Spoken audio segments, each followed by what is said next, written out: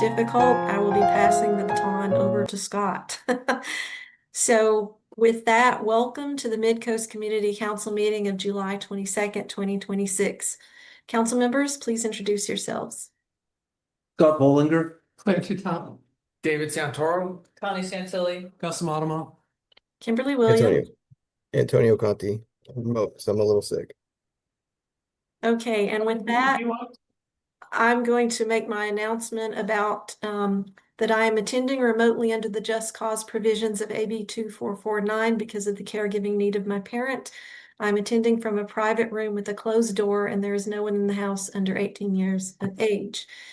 At this point, also, tonight, I would like the council to vote on whether they wish me to be a voting member of the meeting. And Tony, what was your decision? Do you want to be a voting member? I would like to be a voting member, yes. So you'll need to vote on both of us. Okay, so do we need a motion for that?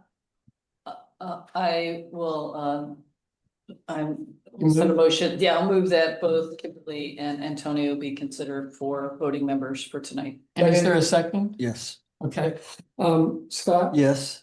I'm yes. Dave? Yes. Connie? Yes, Gus, yes. Okay, thank you. You both, so we have 7 members voting. yes. Thanks. Okay, thank you. Thank you. I think Tony is clear that he's not well, so he's remote tonight. So I don't think he has to make the AB 2449 announcement. But if anybody thinks to the contrary, we can do that. And with that, let me just pull up my agenda. That brings us to the Board of Supervisors report and reports from other government officials. Do we have any government officials in the room? I see David Cosgrave. David, please take us away. Well, thank you for having me here today. So July, the regular Board of Supervisors meeting was not, there's no meeting in July, but we did have a special board meeting this week where they voted to move forward with the purchase of a property on East Hillsdale Boulevard in Foster City, which will plan to save the county money. Instead of renting several facilities, they'll own one facility and coordinate services from there. They also approved the appointment of a new HR director for the county. And so that was most of that. For constituent issues, I've been following up on noise complaints about San Francisco Airport. Kind of a dual reason. They're rehabilitating one of the runways. At the same time, the FAA has made some flight separation rule changes. So the good news is that the flights have cut down from 56 an hour to 36 or 54 an hour to 36 an hour. The bad news, the flight path they're using to take off is affecting more of the peninsula, which has given an increase of 22% of the people reporting noise complaints to the airport. And if anybody wants to report noise complaints from San Francisco Airport, it's sfo.noise at flysfo.com. I don't know if you can put that in the thing. And there has been a big increase all the way from Portola Valley to Pacifica from the aircraft taking off. The good news is October, they should be going down because that renovation should be over and taking care of that. What other things we've done was, Claire, I spent a long time following up on one of your simple questions. It wasn't simple for me to find the answer, but I'll give you a brief answer. You asked about, you heard that the county had cut funding to Pride, and they did finish a Measure K grant that was a one-time grant that was done. So that was direct county funding, but they had kind of a perfect storm against them as well, where a Proposition 1 funding from the state changed from one entity to another, meaning they would have to reapply for funding to get it from the Proposition 1 funds. At the same time, they didn't have a fiscal sponsor because their sponsor previously isn't there, and they had to find a new sponsor. But the good news is they have found a new sponsor. They had a meeting with the county executive, Mike Callaghy, and the health director, Claire, or Chief Claire, last week, and moving forward with trying to move forward with new funding and new grants and things like that. So they're being fully supported. So Thanks for remembering. yeah, no, I try to follow up on what you guys asked. Okay. So with that, I know you have a full night with lots of topics with people here that'd be better qualified for most of your questions, but if you have any other general constituent questions, I'm here for your questions. Thank you. Thank you. Anything else? I, Okay. oh, I have a question. Okay. I have a question. Sorry, I muted. I had asked. It's okay. I thought maybe it was me, but it wasn't. It's not me. I had asked, if, and maybe you are aware and not aware of details about the clinic, the mobile clinic that the county has sent over to Ted Adcock on Wednesdays. If we had more details on that for service, I'll have to follow up on that one. yeah. My understanding is it started last Wednesday, and so, and I did find it on their website today. I double checked because we didn't have a lot of the details around it, just to make sure if we could just clarify who can use it. It seemed like insured, uninsured, it seems like it's open. But I would like just some clarification because we're Okay. trying to push it out to the. You want me to get back to you during the week or next That'd be meeting? great. No, that'd be great. I mean, they did send the linkage out to some of the community members, but just be good to clarify. I'm not sure if it's just a pilot or it's an ongoing thing on Wednesdays, but that would be great. I'll look into it. Thanks, It's Steve. good that they're there. Yeah, Yeah. it's great. And Connie, I want to apologize. You sent me questions for David and I did not forward those to him in time. So I sent them to David now, but he probably hasn't had a chance to look at them. So if you want No, to, I was on a walk through the Tunisia beach this afternoon, so The other one was just on any updates on Seton. yeah, I do know that we don't have any substantive information on that. I mean, we've seen that they had two positions they put out for hiring, so Hmm. there are signs that things are going on. Claire might have more on that. I do know that they still have not gotten their county permits. We're still, MCC is in the process of commenting on the county permits that were filed in February. So I don't know what's going on there, but they have not been acted on. Okay. Did I ask you, was this Creek ribbon cutting? Or is it- The ribbon cutting will be next month. Okay, Don't have the date there, so it's for Don Horsley County Park and at Tanitas Beach, I think is the official title of it. So we're in the planning process for that right now. okay, are there any more council member questions? If not, I'd like to go to the public. Michelle Dragony. Yeah, I just dropped the mobile health clinic thing that came out through the Half Moon Bay City. It tells what they'll do, pretty much everything that a clinic would do. It doesn't mention anything about insurance. So Connie, if you find out about that, let me know and I can add it to the post because it's every Wednesday now. Yeah. Thank you. Okay, are there any other questions from the public? I can comment on what Michelle just said if you want. I'm sorry, Claire? What? I can comment on what Miss Michelle just said if you want. Sure. What I saw today was that they will accept any insurance or no insurance, but that they may also send you a bill if it's not covered by whatever they would like to see. So apparently if you have insurance, you can go, but you may also be billed. Be good to check. Okay. I don't see any other questions from the public, so I'm going to close the public comment. And I see that Supervisor Mueller has joined us. Did you want to add anything to the updates that David gave? I didn't hear the updates that David gave. So we're working on the healthcare issue. We're still working to try to figure out how to take private insurance, and it may require the negotiation with healthcare providers. So we're working on that. I am in contact with folks in Sacramento about Seton, and we're also working on seeing if we can get some coverage from Kaiser on the coast. So all those things are moving right now within the county. Okay, great. If there's nothing else, I'd like to move on to public comments and announcements. Members of the public may speak up to 3 minutes on any matter not listed on the agenda that is within the subject matter jurisdiction of the MCC. Those wishing to speak on a specific agenda item will be given the opportunity to do so during consideration of that agenda item. Are there any speakers for public comment? Ann Rothman. Ann, please unmute yourself.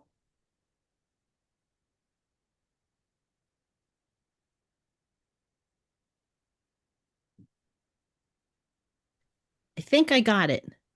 We can hear you. Great. Sorry about that. I just wanted to start my comments by thanking the council for running meetings in the interest of all Midcoast residents. You seek to address important issues thoughtfully and gather feedback from community. When suggestions on how to solve problems come up, you often either agendize the item or discuss it if able, and I really appreciate that. I think we need more organic meetings like this and less orchestrated meetings like other ones that I often go to. Also, particularly with the county. Oftentimes, I attend those meetings, and the majority of the community, it's being presented as if they're speaking when it's a group of people that they have already organized and bring in to support whatever issue it is that they want passed. Yesterday, I saw coverage of the Half Moon Bay City Council meeting for 555 Kelly, and a speaker in support of the senior farm worker housing was from San Mateo. Well, I still say Cypress Point being 55 and older housing is a better solution, providing senior farm workers as well as seniors dignified housing within 1 year, not years down the road. More houses can be sold, giving more young families the ability to purchase a home. Services for seniors can be centralized, and evacuation can be made easier for everyone. I really think that this is something that should be, I hope, at some point agendized, and try to just point out that it would be a benefit to the entire community if Cypress Point were to be 55 and older housing. Thank you. Thank you, Ann. Are there any other public comments? Is there anyone in the room who would like to make a public comment? We do have one person in the room, Kimberly. Please step to the podium. Thank you. My name is Alan Moss. I live in Seal Cove on San Lucas Avenue. I'm here asking for your help. I am in a continuing situation with Montero Water and Sanitary District. The current issue is that I've written them 2 letters. I've written their attorney a letter. I have received not 1 word back. They won't tell me why they won't answer me, nothing, total silence.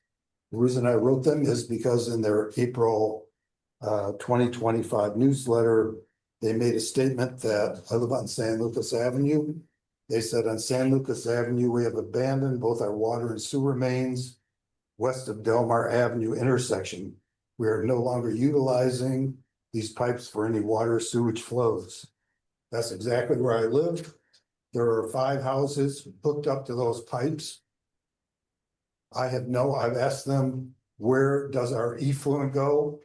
I've received 0 answer, not 1 word, not even that they won't tell me. They've already abandoned us maintenance wise. If anything goes down, I don't know what we would tell any plumber that comes out to fix us. Maybe they've abandoned us and our effluent is going into the ground. If that's true, that's a really serious situation. But as it is, it's very serious. And I would ask your help in getting them to answer me. We need to know where the sewage goes.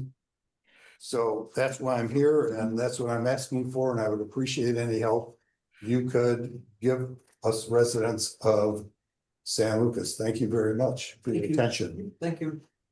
Thank you, Alan. Are there any other public comments?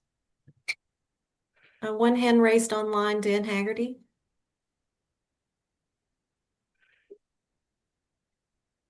Dan, please unmute yourself. Yeah, can you hear me? Yes.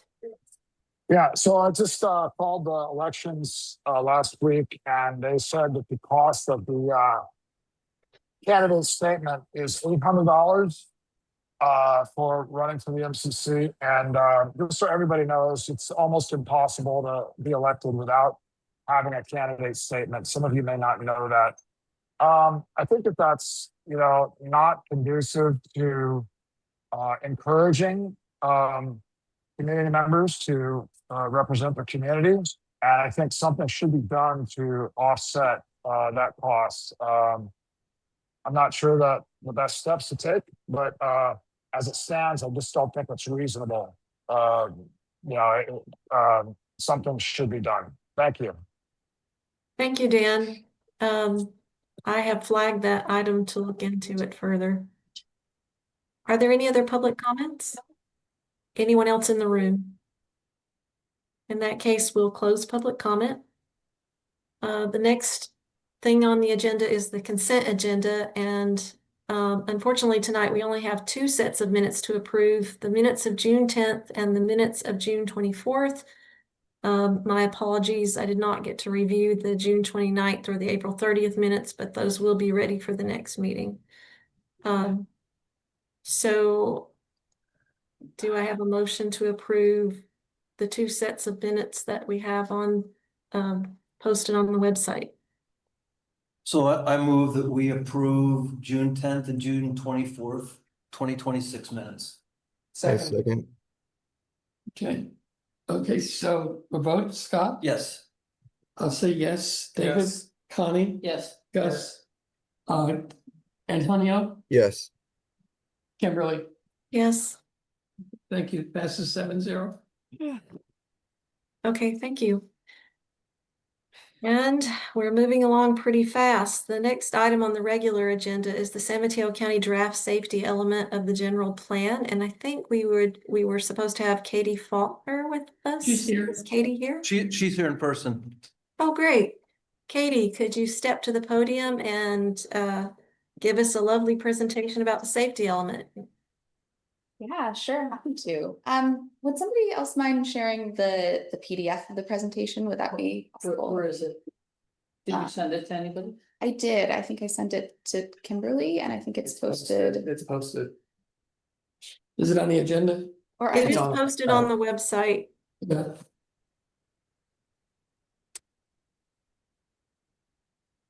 Connie, are you able to display it? Yeah, I'm trying to. It usually has to be in Google Docs. So let me just check. Oh, okay. Well, I can log in and It's- share too. Let me just click the link. Okay. It's a PDF. You should be able to display it and share your screen. Yeah.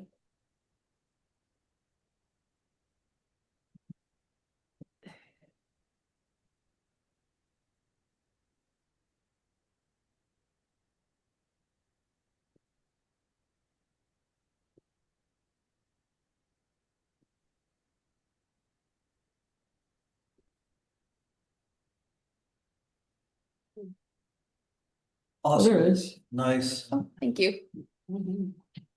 Helps me have some notes. Thank you very much. All right. Hello, everyone. Thank you for having me tonight.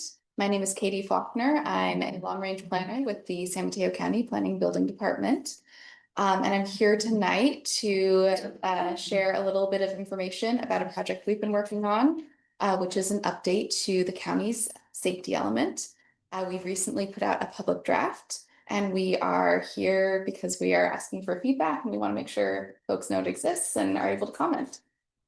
Next slide, please. So here is an outline of what I'd like to review tonight, starting with an introduction of what a safety element is and why we're updating it, and then followed by what we've heard from public outreach for this project and the next steps based on what we heard, and talk a little bit about our updated goals, policies, and actions. Sorry. No problem. And then next steps. So after that, I'll just do a little bit of introduction and context setting. So next slide. So just first I'll start off by talking about what is a safety element. So California state law requires that each city and county adopt a general plan, and a safety element is a required topic of the general plan. So the safety element must provide for the protection of the community from any unreasonable risks associated with multiple different natural hazards. So in the current San Mateo County General Plan, the safety element is titled the Natural Hazards Chapter. It's been around for a while, and right now it only covers basically geotechnical hazard, fire hazards, and flooding hazards. And things have evolved since then. That's why we're doing a little update now. So next slide. And to back up just a little bit, in case it's helpful for anybody, I'll talk a little bit about what a general plan is. So our general plan is a document that guides the physical development of a community. The required elements of a general plan are land use, circulation, housing, conservation, open space, noise, safety, and environmental justice for certain communities. General plans are mainly policy documents, and they can include implementation measures and actions that direct implementation of those policies through things like the zoning code, the subdivision ordinance, the capital improvements program, building code, code enforcement, specific plans, and more. So that helps do a little context setting. Next slide. So in recent years, there have been several required updates to the safety element. And those include updating flood and fire information, policies and mapping. And a big recent update has been to add climate adaptation and resiliency information, policies, and implementation strategies to safety elements. There's also a requirement to identify areas that do not have at least 2 emergency evacuation routes. And so all of those items are included in this update. Next slide. So this project is part of a collaboration between the county and 8 cities to share consultants, since we all needed to do the same work. So that collaborative project is called Peninsula Resilience Planning. And the participating cities as a part of that collaboration are Atherton, Belmont, Brisbane, Burlingame, East Palo Alto, Half Moon Bay, Pacifica, and San Bruno. And that collaborative work included creating climate vulnerability assessments for each community, which is a deep dive into each jurisdiction's hazards and how they intersect with vulnerable populations, assets, and infrastructure. And the PREP collaborative, it's PREP for short, held a number of different community engagement events, and I'll talk a little bit more about that later. And we have a PREP website with a ton of information. If anybody, has a specific question they'd like to look at or dive in, it's got a lot on there. Next slide. So we're also making efforts to ensure that the safety element integrates and coordinates with other related plans, with some examples listed on the screen here. So a big example of this is the Local Hazard Mitigation Plan, or LHMP, which is currently being updated as well. So just a little background, the LHMP, it's a federal requirement, and it focuses on more detailed mitigation actions that the county would like to complete, on a 5-year cycle. And the safety element is a state level requirement, and it focuses more on long-term policy work. And the safety element incorporates the LHMP by reference, and doing that allows the county to apply or to potentially get additional grant funding in the future. And we're also just trying to make sure the safety element is consistent with other general plan elements and other related plans. So kind of make sure they all talk to each other. All right, next slide.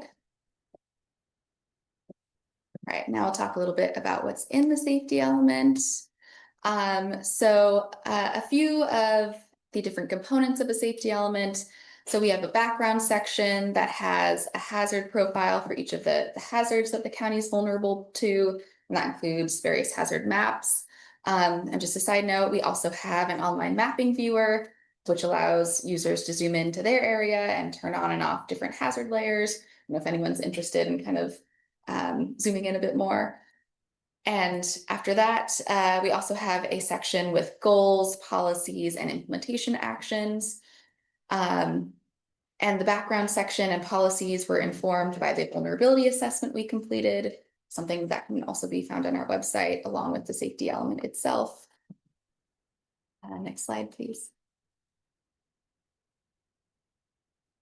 So these are the hazards that are included in the safety element.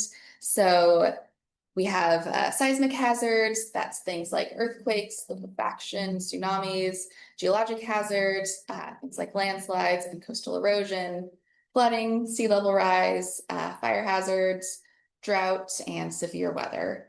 And the Midcoast is, potentially vulnerable to most of these hazards in some way at some point in time. So yeah, good things to learn about. Now I'll talk a little bit about what we heard from the public. So we held a number of different community engagement events, some of which are highlighted here. So these include 2 virtual meetings and 1 in-person open house held in Half Moon Bay, since they were also part of the collaborative project that we're working on. And that one focused on focused on the coast side overall. And we also had a number of different stakeholder meetings with various groups, a project website with lots of great information. And next slide, please. So here is just a very high level summary of what we heard from community outreach. And we have a great community outreach summary with kind of everything, if anyone's interested. But at a high level, we heard concern for communication gaps during emergencies, especially for non-English speakers. We heard about the need for infrastructure improvements to make infrastructure resilient to hazards. We heard about a desire for more emergency preparedness resources and training, concerns about flooding, sea level rise, wildfire risks. We also heard about the need for equitable distribution of resources and concerns about evacuations. And so all that input helped inform the safety element update, and the concerns that we heard from the community helped inform the hazard profiles that are in the safety element. And that allowed us to create and update our policies and actions to better address all those topics. All right, so now I'll talk a little bit about the goals and policies and actions that we created. Next slide, please. Thank you. So a big outcome of that background work is updates to the policies and actions of the safety element. We had some existing policies in the current general plan, and we've made updates to them and added new policies. And these were based on things like community feedback, of course, but also trying to address state requirements, input from our other county departments and agencies, best practices, and the vulnerability assessment findings. So just generally speaking, the structure is goals, policies, and implementation actions. So goals are very broad statements about what we want to achieve. Policies are intended to be general guidance that directs decision-making, and implementation actions are specific steps that we want to carry out to implement those policies. And so I pulled out kind of one example to show what that looks like. So this one is a goal for sea level rise and coastal erosion. And that goal is community members are knowledgeable of the impacts and extent of sea level rise and coastal erosion, and community assets are protected or moved from hazard areas. And a corresponding policy is to accommodate sea level rise and emerging groundwater in development. And then an action would be to help implement that policy would be that the county would establish an interdepartmental working group to review and revise planning processes and development standards to incorporate the latest sea level rise projections. And I'd like to point out that each policy lists relevant hazards kind of in that green box. And it also lists responsible departments and supporting agencies.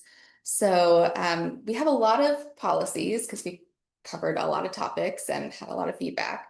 So I think, it's kind of a lot to take in. So if you are interested in a specific hazard, doing a keyword search for, say, sea level rise can help you hone in on that specific hazard, and the policies that are related to that. So, yeah, I hope that's helpful for anyone who's interested in doing a review. Next slide, please.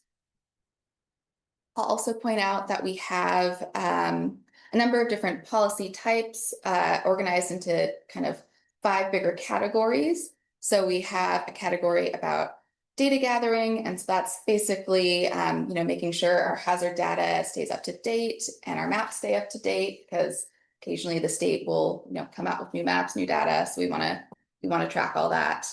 We also have a public communication category. So things like education and getting information about hazards out to the public. We have a section on development regulations. So it relates to standards for new development and major renovations to be more resilient to hazards. So that's a lot of what planning and building will be focusing on, but we also have various other county departments who are playing a role here.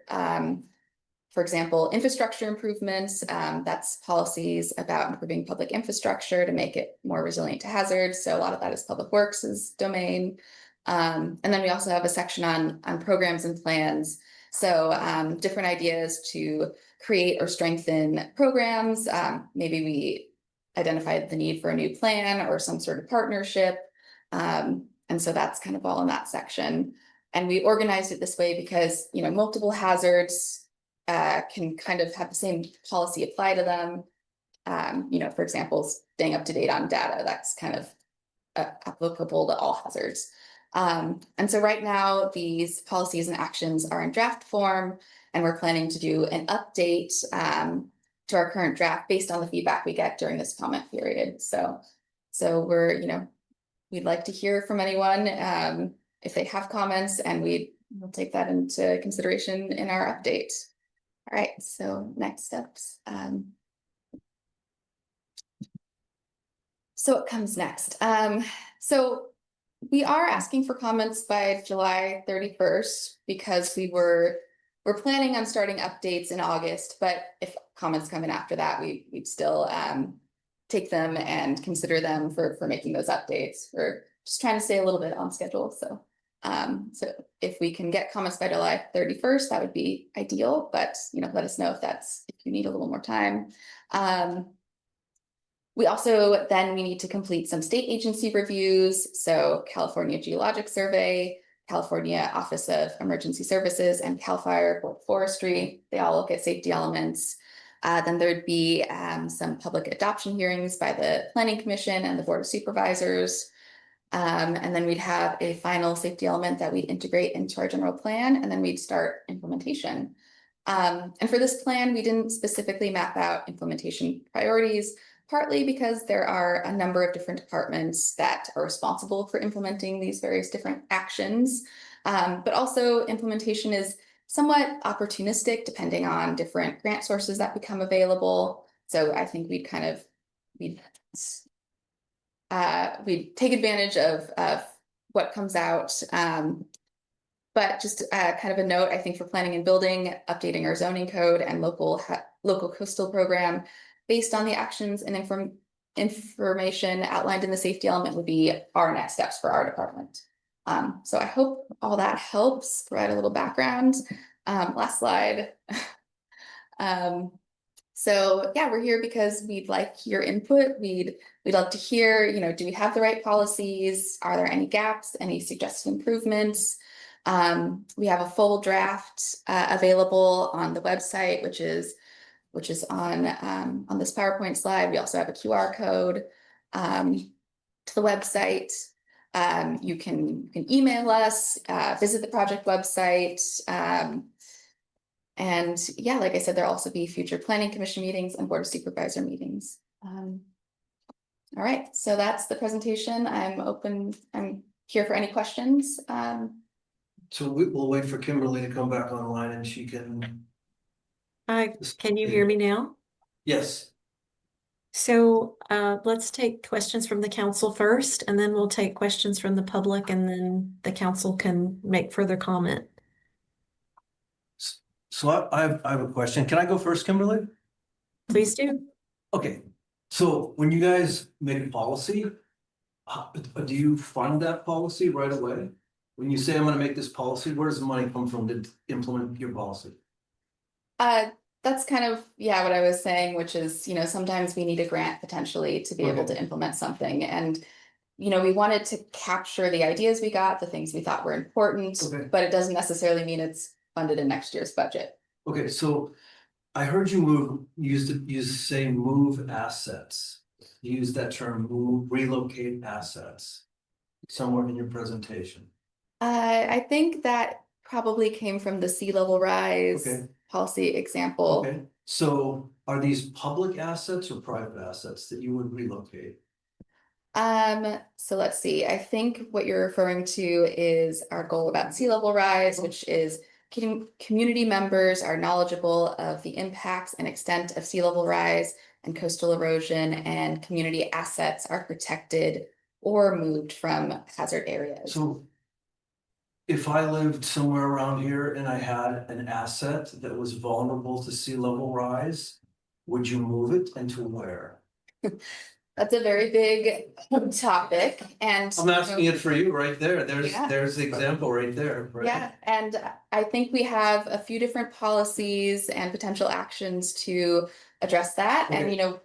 for example, we're working on Plan Princeton, if you've been following that. One potential action policy that we've been exploring both with the safety element and Plan Princeton is something called transfer of development rights. Okay. That would be potentially an optional program in the future where, you could sell your development rights to your property, and those development rights could be transferred to another location outside of a hazard zone. And that's one way that we would facilitate potentially moving assets out of hazard zones. And so it's Is it an definitely, active policy now? no, it is not. So it's something we'd have to implement and work on. Did you guys like look around and say, hey, we gotta have to move like 15 things?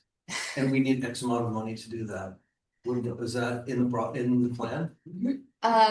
That specific of analysis Yeah. is not in this plan, but we generally understand that the future, needs that kind of analysis and more specific I analysis. see. And so that's the kind of action and policy that we have in this plan. Thanks. Okay, Claire? Scott mentioned some of the things that I was concerned with, so I'll ask about something else. It's a little hard to comment because I don't know what's in your plan, I don't know what's in your drafts. But let me ask you, when you had this meeting in Half Moon Bay, was it at an earlier stage of the development of your plan? Yes, it was back in 2025. Let's see, I think I have the date. My question being, It was April. did they have a chance to put some things into the plan? Yes, I would really love it if, instead of coming to us with a plan that you've already drafted, which we can't see, at least not right now. If you're able to cross boundary lines or something and invite the rest of the Midcoast to the meeting in Pacifica. Everybody or was Half Moon invited. Bay? What? Everybody was invited. This was put out there quite extensively. Everybody was invited. Unfortunately, not many people showed up At at all? that time. But there was a proper effort being put out to advertise for it through Nextdoor, through social media. Unfortunately, whatever the situation was, not many people came. All the information was then, after that meeting, put up online, and then sent, another email was sent out to everybody, put out on social media, that the information is available online for people to provide feedback. So we did get some feedback, and that has been in. Okay, did you reach out to the MCC at any point?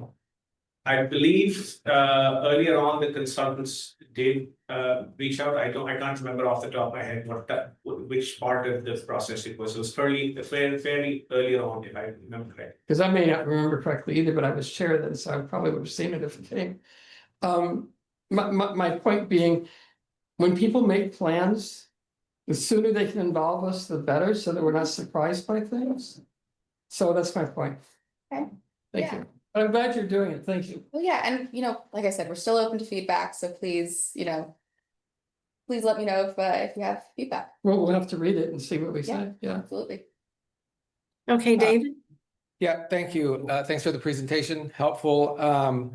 Question that I have is, once the safety element has been adopted, I'm curious on budgeting prioritization, and I understand you said that in the CIP, I heard you're going to be chasing grants, but I'm going to assume that when you have this plan adopted, that there's going to be some items in there, I'm not sure how you're going to prioritize it, that we may not be able to wait years beyond, to look for a grant. I'm wondering how that's going to look, and if you guys are going to prioritize certain things over others to be addressed sooner than later.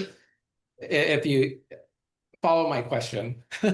Yeah, and I think, like I said, planning and building, we're responsible for certain things like updating the zoning code, updating the local coastal program. So that would be our kind of near-term priority. And then, the Public Works Department, we do work with, closely. They also have their own priorities, and I think things do kind of move up and down as situations arise. So I can't necessarily speak to everything that will, in an exact timeline, but yeah, this is a long-term plan, but we do hope to move, within the next few years on some of these things for sure. Yeah, I understood. I'm not like trying to put you on the spot. I was just trying to understand how the prioritization is going to work. I know it's going to go across a lot of different departments, but just understand how that folds into the actual budget, the year-over-year budget for those items. But thank you. Okay, Connie?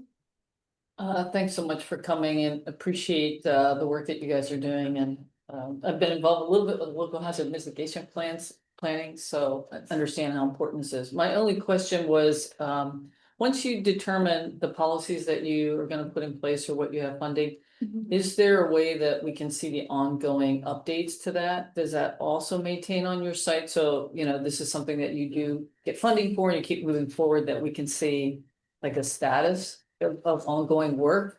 Same kind of thing came up when we were talking about local hazard mitigation plan, that the community doesn't know what really is going on after, people put these proposals together, but it's some of the challenge we have to not really understanding, what agencies are doing or what's happening. Is there a way to see that?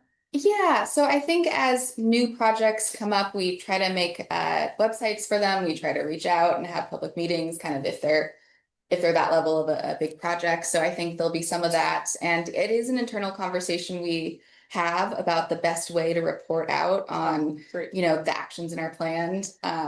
And so we have been working kind of behind the scenes on kind of coming up with some different viewers that make this information more accessible. And so that would definitely be something we try to continue with this plan. Potentially once a year, maybe in some sort of update on kind of the high level things that have been going on. Yeah, that would be great. I think there's a lot of great work that happens and the community is just not even aware of it, right? So I really appreciate the work you guys are doing. So if I might add to that, so the way that the document is organized, every policy has a lead department listed. So if you are looking at a policy and the community at large wants to know an update, that's the reason why we have that lead agency listed, so that you know who to speak with to find out more. And as Katie mentioned, we are trying to set up things that work better in terms of putting the information out. As we mentioned, we have the SMC website, which covers a lot of the jurisdictions, but there is a specific section for us. And maybe we could use that to put the information out, so that there is one location where everybody can go to find that information. But in general, the way that the document's set up is to let the community know which department is responsible for which policy. And therefore, there is some level of understanding of who to speak to if you want to know more. Okay, thank you. I think the idea of pushing out would be, more advantageous for the community than us having to try to find or navigate our way through, but appreciate whatever efforts you can do to help educate us. Yeah, I think part of it will be us checking in with departments as well as time goes on to get updates for ourselves too, and then hopefully pushing those out. And come back, right? Presentation, whenever you're ready. That'd be great. Thank you. Okay, Gus? Yeah, thank you for the presentation. One quick question, which is I noticed in the meeting that you had, you heard evacuation concerns. Evacuation concerns are one of the most common sets of concerns that we get in these meetings here. So I'm just curious if any of the policy updates or implementation actions, if there's anything new that relates specific to evacuation concerns. There are policies related to evacuation concerns, things like making sure evacuation routes are, resilient to hazards. So that's kind of the more infrastructure side of things. There's also a effort that the Department of Emergency Management has been working on to look at evacuation routes. And so we're going to be working with them a little more this summer to put out a little more information and do some more analysis. It didn't make it into this draft, but it might make it into the next update potentially. And so, yes, absolutely. We address evacuation policies in here. Okay. Thank you. Okay, Tony? Yes. Just to sorry, add go ahead. your question, there is something that the DEM, Department of Emergency Management, is working on right now called the All Hazards Evacuation Framework. And they will be working on that to develop sort of hazard scenarios, emergency scenarios that they will then model to try and understand where would be the pinch points or where would be the critical points in an emergency in a community, so that they can be better informed to understand how they respond to that. One of the biggest concerns they have with the regards of the perception of there are specific defined evacuation routes is any hazard could compromise a standard evacuation route. So they don't want to put out, any kind of information that gives a false sense of that this is the main evacuation route. Obviously, in this community, there's just Highway 92 and 101. Highway 1.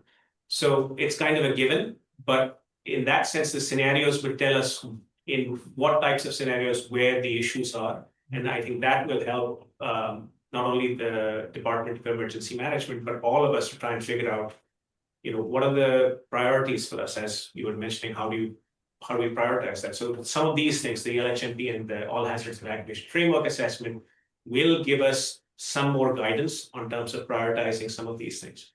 Cool. Thank you. Okay, Tony, go ahead. Thank you. Thank you for the presentation. Apologize, I couldn't be there tonight. The question that I had was, and this is just kind of in a general sense, but I'm just going to use this as an example. So I was wondering, where do you get your information on data on like sea level rise?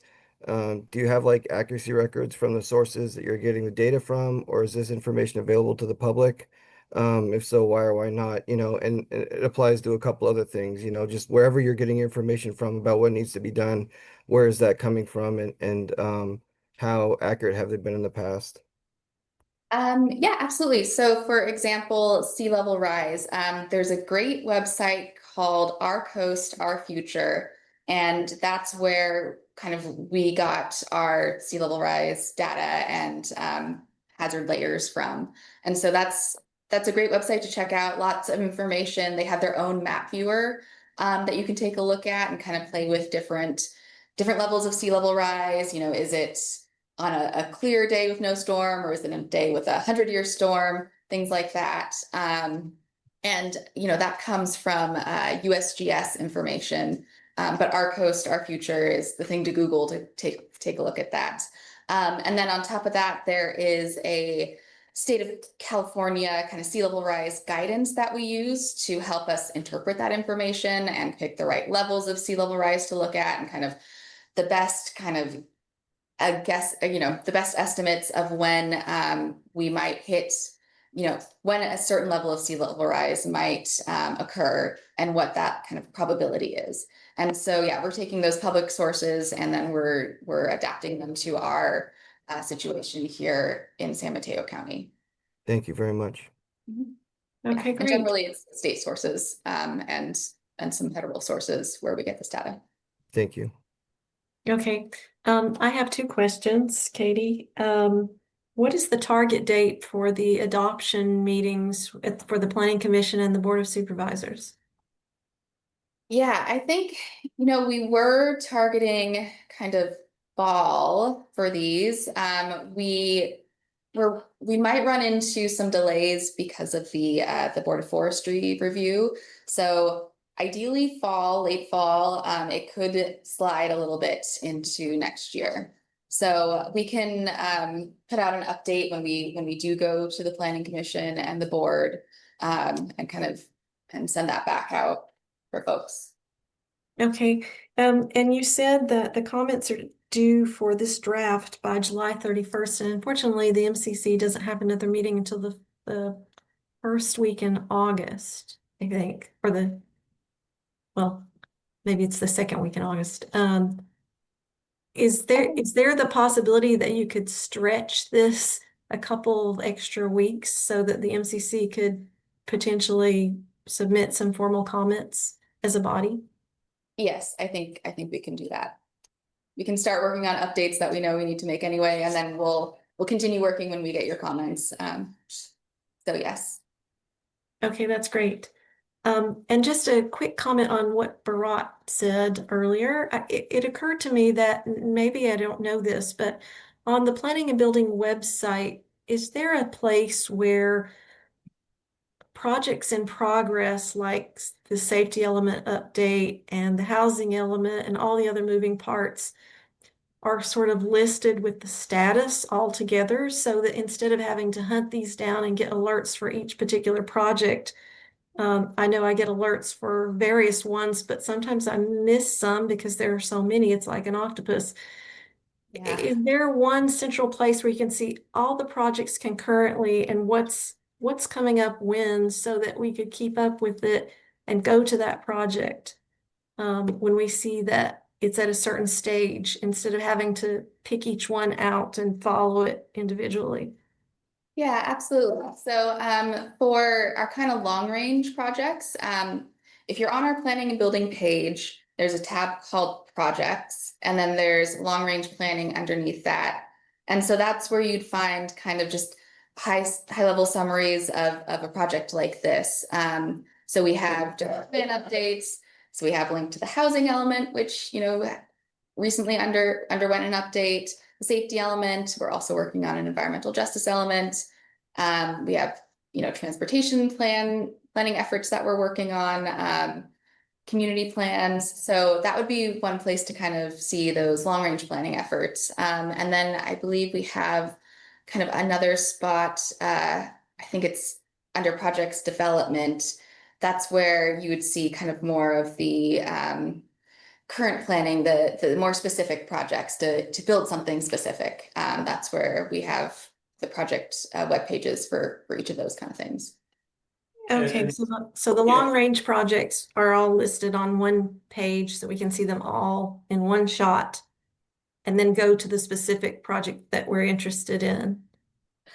Yeah, so long range, and then there's a development section too. So those are kind of, I think those would be the main places to see. And does it list the status of each one on that page, or do you actually have to visit each individual page to determine the status?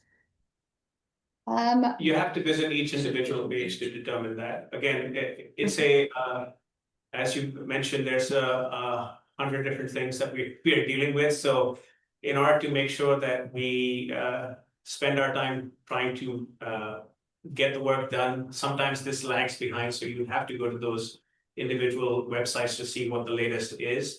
I just would also like to add that the development tab that Katie mentioned has major projects on them. So things that are large enough that has community interest. You won't find, small types of projects on there. These are large projects that are usually have a use permit associated with it, so that the community is aware of what's happening in that specific project. What's the scale, where they are in their timeline, et cetera, et cetera. That should be available on for large specific projects.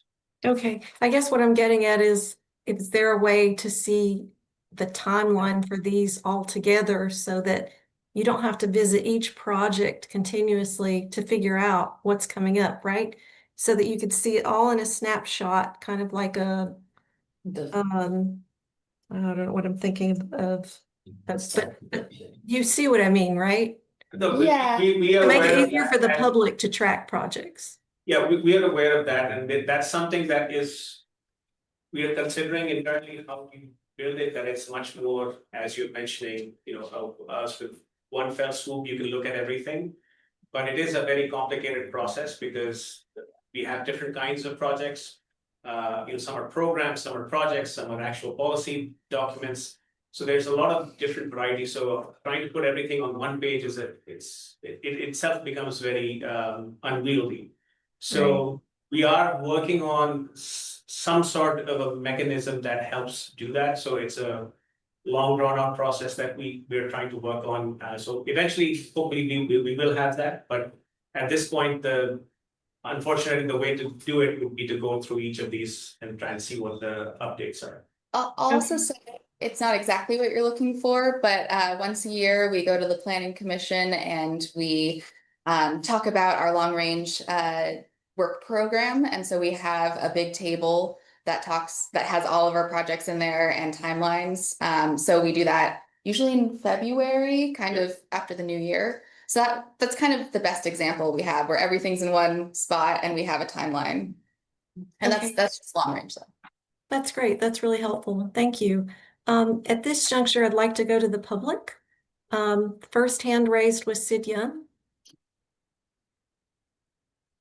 Sid, do you have a question for Katie? Yeah, I was just trying to unmute. Katie, when did this start? When you started to compile this? Let's see. I mean, compiling the document started probably last summer, but this overall project started in 2023, and that was a lot of kind of data gathering and background work and setting up the collaborative. Thank you. The reason I ask is I started looking this over, and last year, I don't know, maybe it came out in the fall. They kept pushing it back. It might have even not come out till after December, but originally it was supposed to come out in September, and then they kept pushing it back. They were going to have a big geological study for Seal Cove. I don't see any mention of it, and that was a major thing for our neighborhood. Yeah. There's a separate webpage for Seal Cove, and yeah, but it's not on this thing. That's what I'm saying. You didn't include it at all. And also in the appendixes on page 24 of 30, where you have the Coastside Community Workshop summary, it's blank. So when can we find out? I mean, I know you say you had something in Pacifica and something in Half Moon Bay, but you really didn't have anything for the coastside that I know of, because I would have gone. I know maybe there was an announcement, but I've got my ear to the ground a lot, as people know, kind of jump in on a lot of the meetings because I'm a shut-in and I can go on Zoom whenever I want. So did you have a community workshop for the coastside? We did, yes. And thank you, Sid, for pointing out that I believe there's two versions of our community input report. And it looks like maybe what I put on the website doesn't have the appendices, so I need to update that. So thank you very much for pointing that out. We do have a full version on our prep website. So I can go find that and put that in the chat if that helps. Well, is there a link for it? Yeah, I'll get the link and put it in the chat. Okay. Just I think, it's not complete unless you have that report, because that was a pretty major report that affected a whole neighborhood. And it's definitely affecting home values and everything. So yeah, and yeah, good point about Seal Cove. Maybe that's an update we need to make to the safety element. I know that was addressed in our vulnerability assessment, which is kind of a bigger document with a lot of this kind of background information. But I think, yeah, maybe it needs to be better addressed in the safety element. I noticed it listed our neighborhood as one of the evacuation constrained neighborhoods. But basically, I mean, I'm not just trying to look at our neighborhood, but I do see that they pretty much glossed over evacuation and made it a one-liner in the report until you drill down a little bit. But I'm afraid that you hold these meetings in Pacifica and Half Moon Bay, and then the Midcoast kind of gets overlooked a little bit as far as our concerns, and they don't realize how panicked we are about the fact that there's no emergency evacuation center and there's really no plan of where to go. I know when that we had the false alarm tsunami evacuation, I had just gotten out of the hospital for knee surgery, and I was lying in bed and my neighbor called me and asked me if I'd heard the siren and the evacuation. I hadn't, because I'd been sleeping. Sid, can you wrap it up? Yeah, she took her husband, I mean, her 90-year-old dad up to Seton Hospital, where there's a parking lot on upper, it's a hill above the Highway 1. It was already full of people. So there's no place to really go, and they don't have a place to direct you to go. So it would be nice to know. Thanks. Okay. Ann Rothman? Thank you. I have a comment on this topic. The UC Santa Barbara study that was published June 2026 reveals that having fewer than 6 outward escape routes significantly increases wildfire fatalities.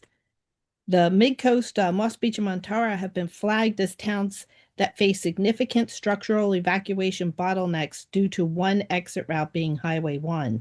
Moss Beach and Montara rely solely on Highway 1 for egress, making these areas extremely dangerous during earthquakes, wildfires, and tsunami.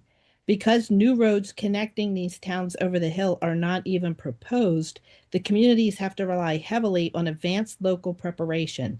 That preparation should reduce the number of new structures in these areas, thus reducing the number of cars on the road at one time, particularly during an evacuation. Senior housing in Moss Beach would make evacuation easier for seniors when buses on site can evacuate residents.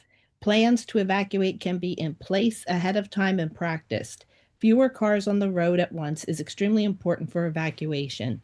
Furthermore, if you look at Highway 1, both at Lindemar Beach and in El Granada, they sit at sea level. If there's any flooding, there is no way to evacuate the coast.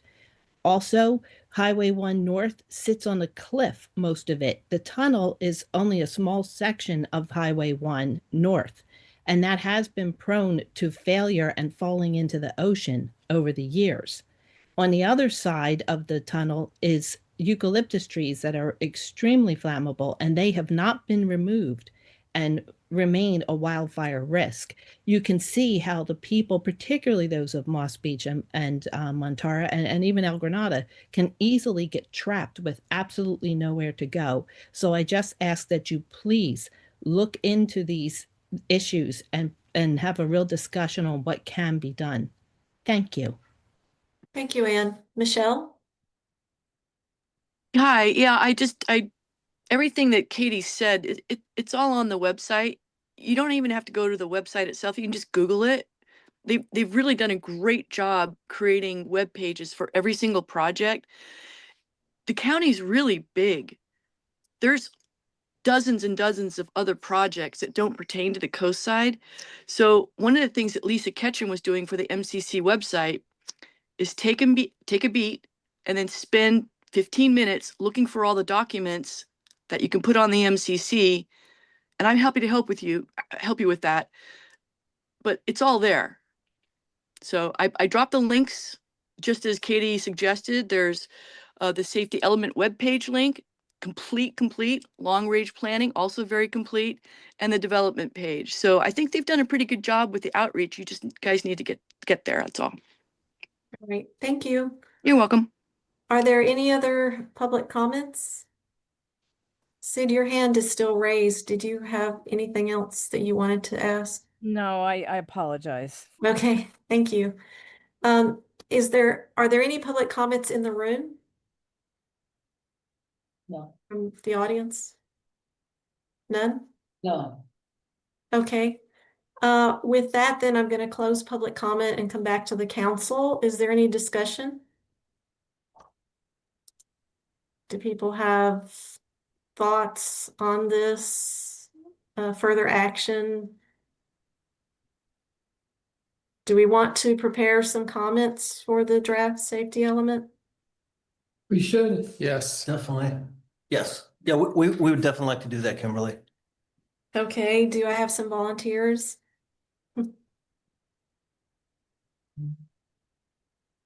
So what, when Bring do we, anything. I think maybe if you break it in sections. I'll volunteer, Kimberly, David. Thank you, David. Anyone Sure. want to help David?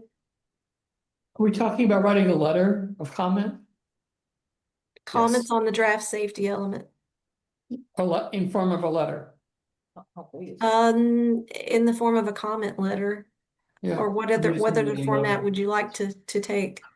I don't think Katie requires a formal letter. But that would be one way to organize ourselves. Okay. If I may, what we can offer, as you said, you can email it to us. Okay. One thing that we'll put out hopefully soon is a quick summary for certain areas. So we're doing for Pescadero, we'll do it for the Midcoast and a couple of other places. And it'll tell you how to search for things that may be of interest to you. Okay. And what we'd be looking for is, you've got your policy and you've got your action item. So if there is something you think is missing in that in terms of an action item, you can definitely list that out, like in this section, we think it needs to be added here, or some edits that you would want. If there is a entire policy idea that you think is missing, that's something that you can just list up and send it to us. So hopefully that document will help guide you in terms of what we are looking for. And that way you don't have to sort of, it's a pretty significant document. So we're trying to make it easy for people to review it in a way that is meaningful. Because we can understand that if somebody looks at the document and sees those many pages, they might just get lost and then like, where do I start? So that sort of summary hopefully will help guide you to how to start looking for things in there that might be of interest to you. So that should come out maybe in a week, and we'll put it up on the website. We can email it to the MCC saying, look, this is a summary. Go ahead and review it. As that's an approach to review, you can go ahead and do that, and that'll hopefully will be a little more efficient. And again, we don't need a formal letter. If you email it to us, that's fine. What we will do in terms of the follow-up in that sense is when we go to the planning commission and to the board, all those letters, emails, whatever it is, will be as an attachment. And if there are changes that have been made, those will be highlighted based off of comments. Okay. So Kimberly, I have a suggestion for this. If people on the council have input, they can email the council, and then David and I will compile it and get it ready for the next meeting. You want to do it with me? Yep. Okay. Connie, Wanna do it like that? Connie, you've been working on this stuff. Do you want to be part of it? I'm not sure what we're doing, so I'm not quite clear. So I think if it's filtered for the Midcoast, that's important Correct. because this is a large document, and I don't think, just trolling through it is gonna work. So, yeah. Yeah, so He what said we do about is the- once you have that document that we're suggesting, then you can decide how you want to sort of Okay. organize that. I think That'd be that'll be fine. very helpful. Yeah. Because it just tells you exactly how to review the thing and what should you be looking for. Okay, So, then I can be happy to help, as long as it's filtered out. I just will not get. come on, fine. So this project is changes that are made to an existing document, yes? Yes, our general plan has been around since the 80s. Yeah. So is there a list of just what the changes are? It's pretty extensive, so there isn't a specific list just because it's pretty much a replacement. Yeah. And some things carry forward, but a lot has changed. Okay. Thank you. Thanks. Thank you. Thank you. Okay, so we have 3 volunteers. Does that mean there's a team of 3? Connie, David, and Scott? Yeah. Yeah. I would say any suggestions you have, send them over, and I will spend like an hour. We'll compile it in an hour and get it ready for the next meeting, and that's the time we'll allot to it. Does that sound okay? Sounds great. Okay. Okay, I do We'll think see it what should be a formal comment from the council, regardless of how we send it, so that it's something for public consumption, right? So it should be at least I'll organized. put it in a letter. It's the right thing to do, I think. All right. Okay. We'll make it an official from the council. Well, look at you. It's It's, official pan, so. no, it's just, it's the right thing to do. And it reads well. Okay, thank you. Thank you, Katie and Barat. With that, Thanks. unless there's anything else, I'll move on to the next agenda item. Or is there anything else that anyone would like that we need to discuss on this or that you need from us? And you're addressing Katie? Yes. Are you good? No, I think I'm good. Yeah. She's good. Okay, great. Thank you so Okay. much. So with that, we're going to move on to the next agenda item, which is a very hefty item. It's the proposed amendment to the county's 40-unit housing cap policy. And this is follow-up from the public meeting on June 30th that the county held at the supervisor's co-side office. And Bharat Singh is here, the planning services manager, to give us a report on that meeting and the next steps. So Bharat, I'll let you take it from there. Thank you. Hi, Kimberly. This is Steve Monowitz, Director of the Planning and Building Department. Oh, hi, Steve.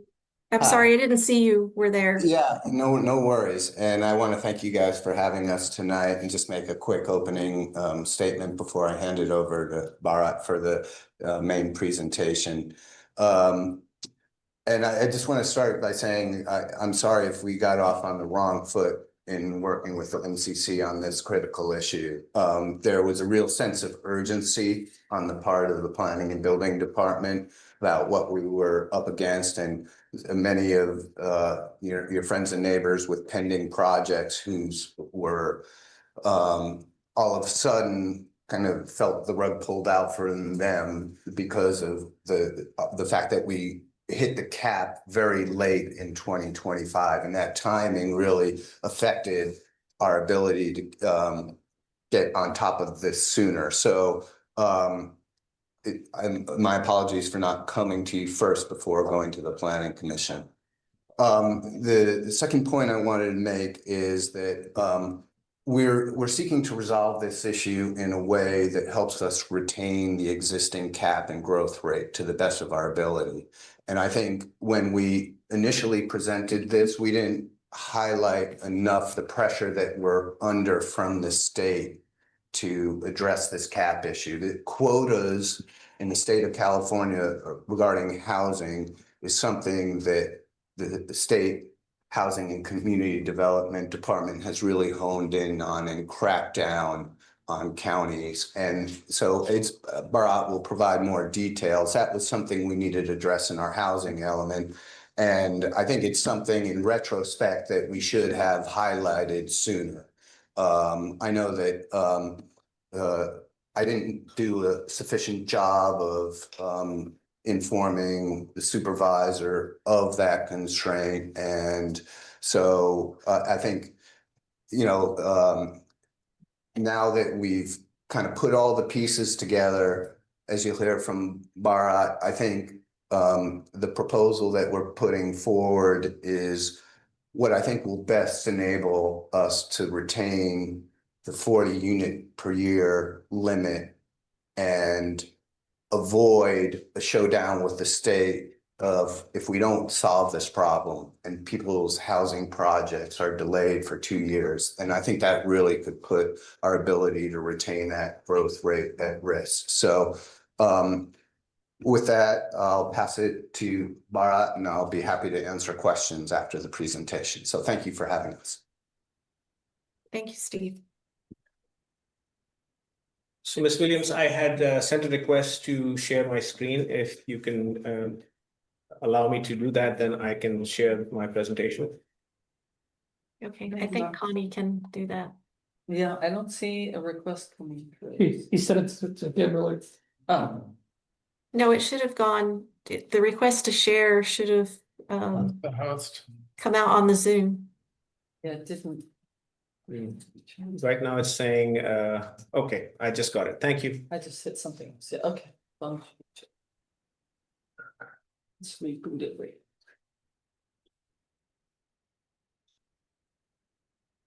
All right. So as mentioned in the public meeting, we are here in front of the council as a follow-up for to summarize the public meeting that was held on June 30th. Some of the slides you will see were presented at the meeting, so I can run through them because we've already seen them and get to the point where the main meat of the discussion is.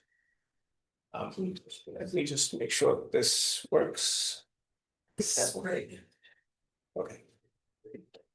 All right, so we're all aware of the background. The only thing that I wanted to emphasize here is the 40-unit cap. The only flexibility that we have in the existing LCP is if there is an affordable housing project, the average the amount of units that you go over the 40-unit cap can be averaged out for the following 2 years. So essentially you average out going forward to include the year that the project was, a building permit was issued for the project that went over cap for affordable housing projects, and you average it out across 3 years. From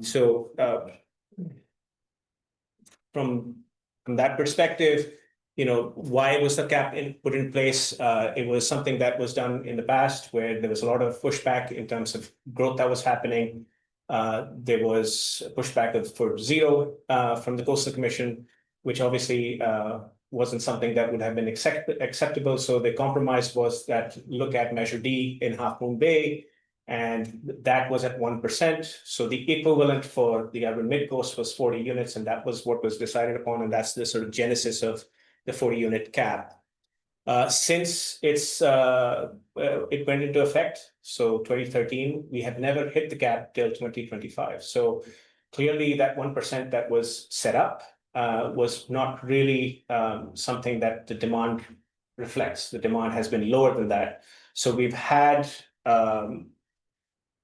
steady permits being issued. They have gone up since the ADU laws came into place. There are more ADUs being built, but still we have not hit the cap. So that 40-unit cap actually suffices the demand, that the existing demand of single family and ADUs at this point. Keeping that in mind, if you look at the actual population of the area, it's actually starting to decline. So it's interesting to see that there are more ADUs being built, but the population is going down. Maybe down the road, there might be a slight shift with more units coming in. And if more units are available long-term, you may see a shift in the population, either come back to being stable or having to see a growth. But that, again, with the projections at this point, doesn't seem like it's going to happen. So whenever we have the next census, we'll figure that out. So what was the issue? Again, we are all aware of that. Cypress Point happened. It exceeded for 2025 by 62 units, and that has to be averaged out. What that does is it gives us a fairly limited amount of permits that we can issue for 2026 and 2027, which will essentially have us hit the cap. And because of that, we, as mentioned in the meeting, HCD insisted that we put in language in the housing element that says that we will address the cap whenever it gets hit. And that's policy 11.6. The next slide will just give you the details of that policy. So unsurprisingly, they required Half Moon Bay to do the exact same thing. So in their policy, housing element policy, there is a language in there that says that you would have to reconsider your cap. And they actually went a little further in there, saying that they would either exclude ADUs from the count or have it as a reduced count, or use unused permits from the past to be able to ensure that housing can be built, particularly ADUs. So this is just a quick definition of 11.6. The key thing to remember, see here is the last line. If the limit is reached in any year of the period, draft amendments to raise the limit by at least 50% of the local adoption and presentation to the California Coastal Commission within 1 calendar year. So what essentially that states is if we hit the cap, which we expect to do in 2026, if not 2027. In 2028, we have to go in front of the Coastal Commission with a request to increase it by 50%. Can I ask you guys one really quick thing? Yeah. We're talking about reaching the cap. That to me would mean hitting 40 units. But I think the problem is exceeding the cap, isn't it?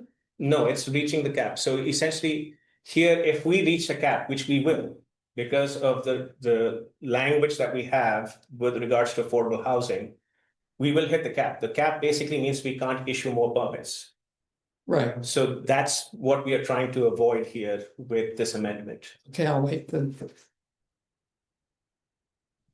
So this, again, just identifying the problem here is essentially because we can't issue more than 18 for 2026 and 2027, the ongoing average right now for the last 5 years is 30 units. So you can, count 12 for 2026 and 30 for 2027 that won't be issued, and that will get stacked up on 2028 and beyond. And if you assume 2028, 2029, 2030, 2031, it's all 30 units on average. In order to get back to normal, it'll take us 4 years. And as I mentioned, as soon as we hit the cap, either this year or next year, we are compelled to go back to the Coastal Commission to raise the cap. And that is what we are trying to avoid. As I mentioned, that policy. Okay. So at the public meeting, we looked at the 6 alternatives. We presented 5 of these. Obviously, the exempting of 100% affordable was not pursued because it didn't seem something that we would be able to get across. So that was removed. And we explained these 5, 3 of them looking forward, or rather 2 of them looking forward, 2 of them looking at the backwards average, so like looking at what hasn't been issued in the past, and can we utilize that to avoid hitting the cap. Pretty much anything looking forward, stopping short of 100% exemption of affordable housing will hit the cap one way or the other in terms of what we had analyzed.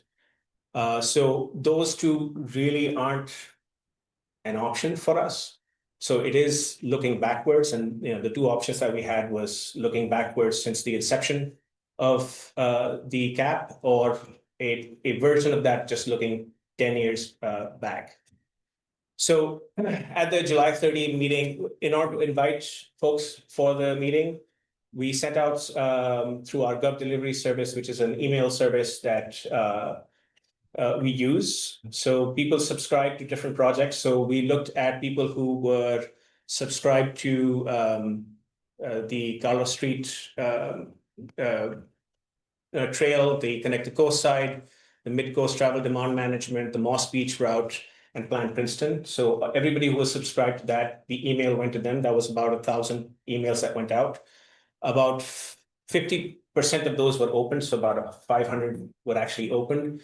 And based off of that, we had about, I think in the room we had over 90 people out there, but 71 actually wrote down their names. So and then about 40 or so were on Zoom. So overall, we estimate that in the room we had about 100, in the meeting we had about 110, 130 folks that were then introduced to the survey. And the survey, and the meeting ended around 8. Many people came to me at the meeting and asked me, will this survey be available online and for how long? I mentioned that we can keep it open, and we keep it open till Friday. So the very next morning, on the morning of July 1st, I took a snapshot of what had been voted on, and this is the result. And as you can see here, the looking back options are about 88% in terms of the survey results, while the no change was about 11%. There's a little, not looking back, but the change, doing something about it is 88%, and not doing anything is about 11%. Looking backward is about 86%, and only 2% was about looking forward.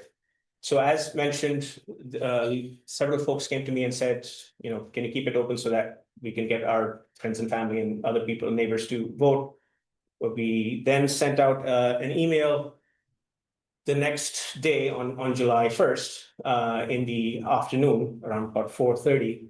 And again, this went to about 1,122. So it is adding the people who had signed in, they had emails in there. So we added about 50 more. I guess the rest of the folks were already in the system, so they didn't get counted.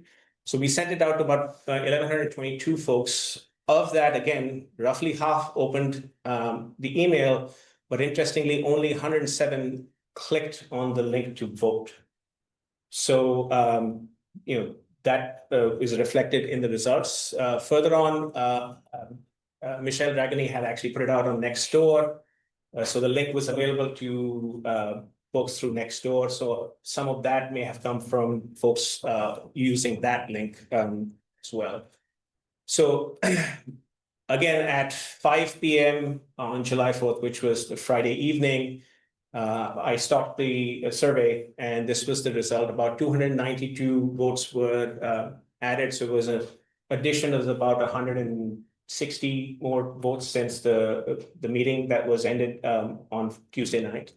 Again, there is a significant increase in terms of the no change. It went up from 11% to about 17%. The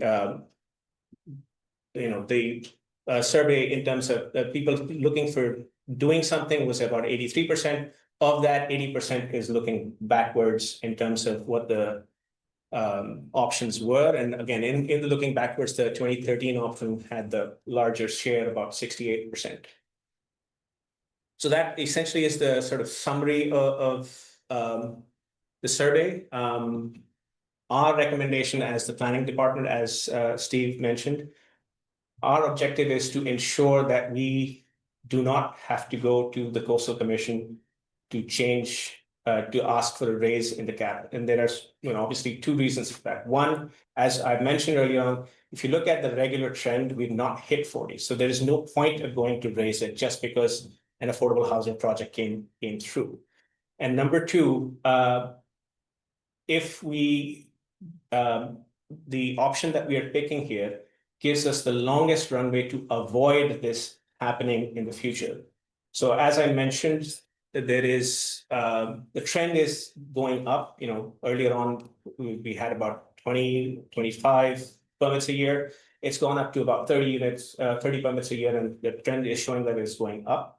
So if we choose the other option, we could pretty much come to a situation where we don't have enough to, if at all there is another affordable project, we won't have enough, and then we would have to go back to them again to raise the limit. So if we go back by 2013, that just gives us a longer runway to avoid going to the Coastal Commission to look for a raise in the cap limit.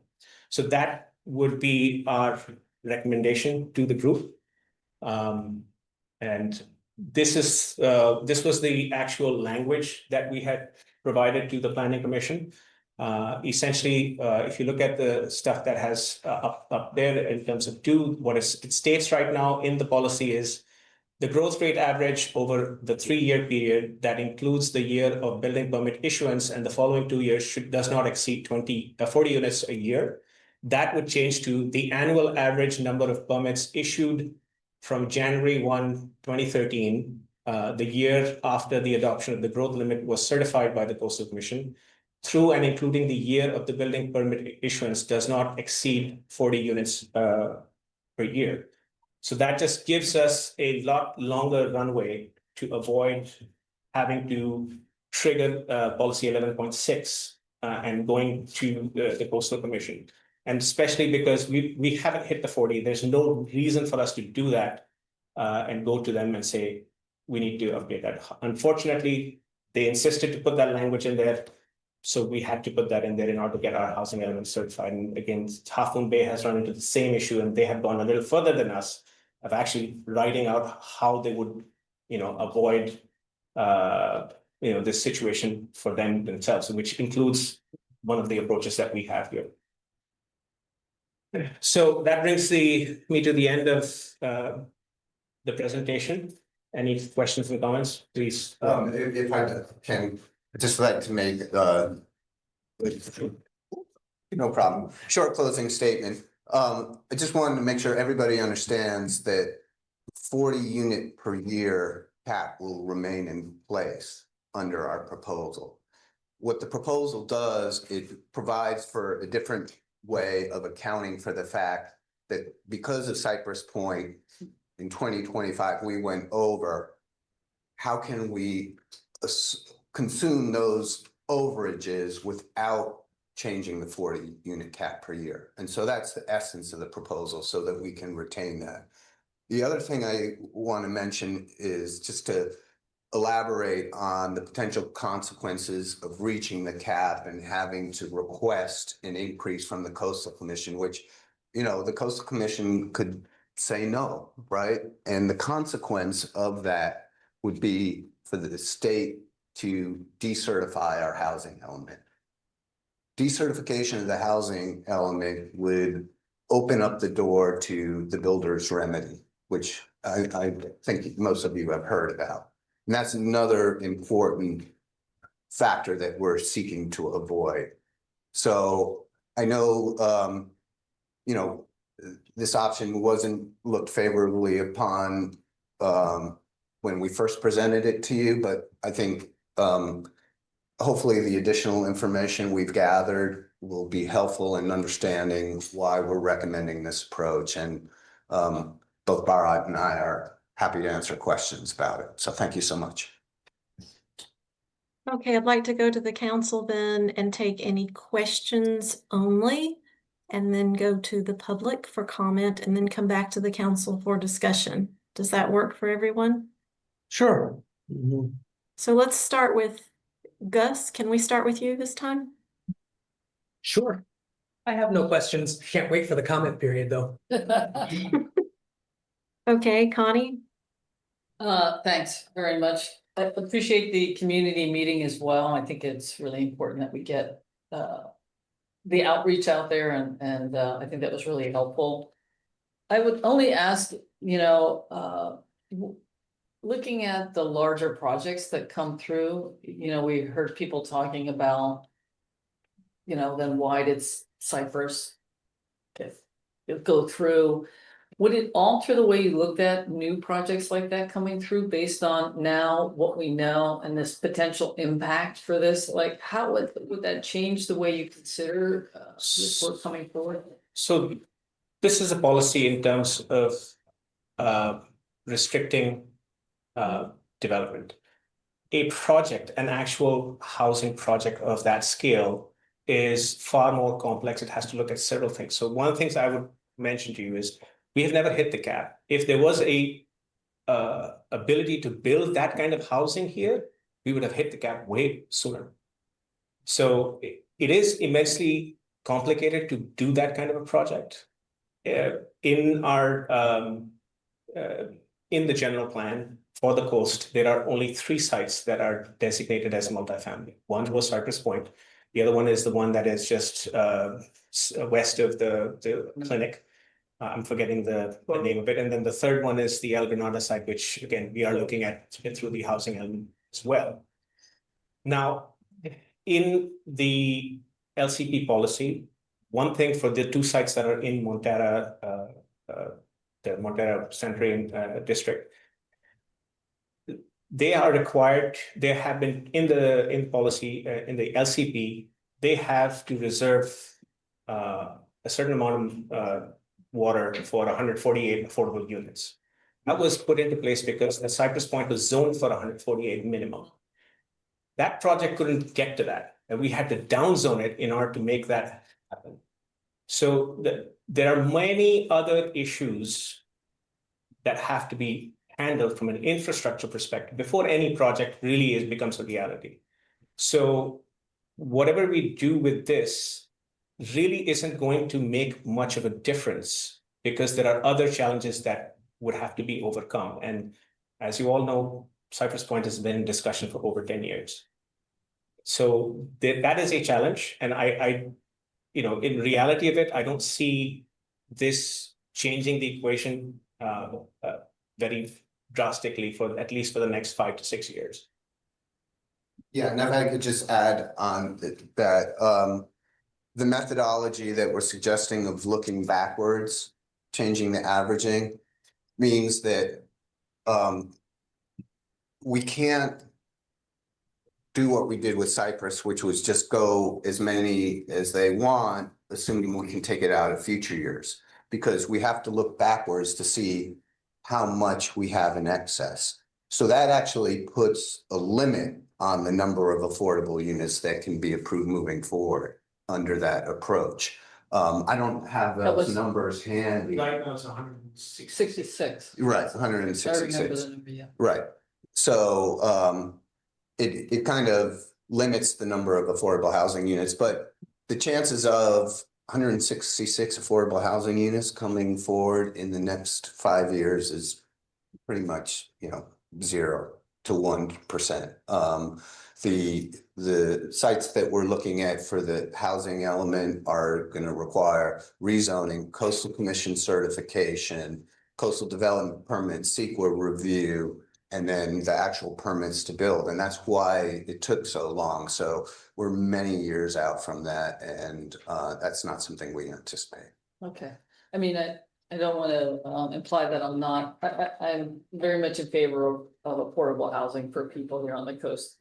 We need it, and I'm not suggesting that I'm not for it. I just want to know if it would change the way we look at it going forward, because now we have this availability of 166 units.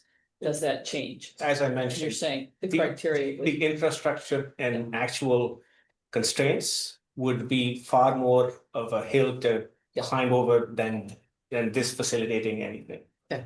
So that's essentially what we've sort of determined, like, okay, this doesn't really change anything and it gets us out under this requirement. Understood. Thank you. Thank you. That's it from me. Hey, David? Ray's got his hand up. You're next. Okay, I don't know if you want Mueller to speak, but okay.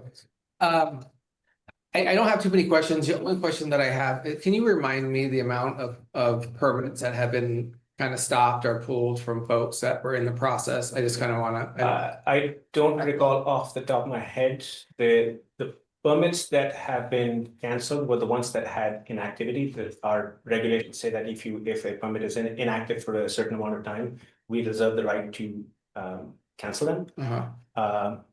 I can't tell you off the top of my head how many. I think it was on the order of about 24, 20 plus. That they were under the impression that they were going through the permitting process. We hit the cap, we put them on pause.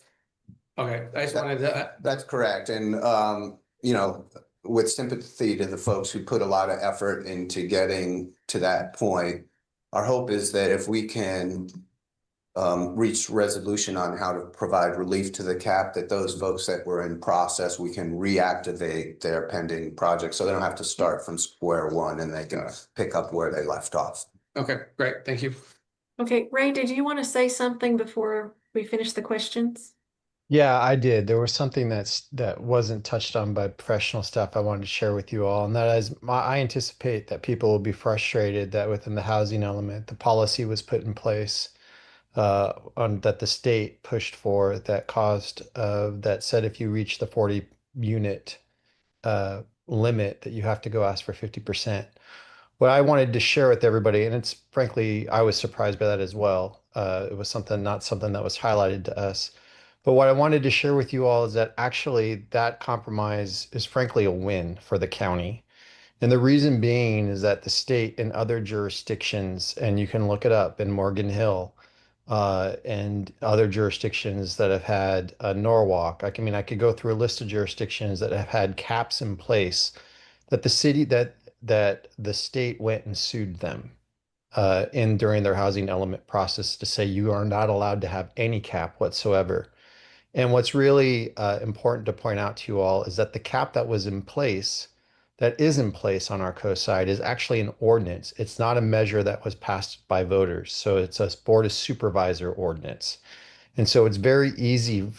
Frankly, it would be very easy for the state to say to us, you can have no cap at all. And if we pushed that they would go ahead and sue us and not certify our housing element. So for us to be able to maintain that cap under the circumstance that if we don't hit 40, that cap stays in place. We don't have to go ask the Coastal Commission to increase it by 50%. And because we know how difficult it is, because of water and septic and all sorts of other issues on the coast, lot size requirements that we have in place. This actually, believe it or not, was actually a win for the unincorporated county for those who don't want to see a density increase. And I wanted to point that out to you because it's absolutely the case. And I can give you a list of jurisdictions that have been sued by the state that push to have their caps held in place. Okay, thank you. Claire?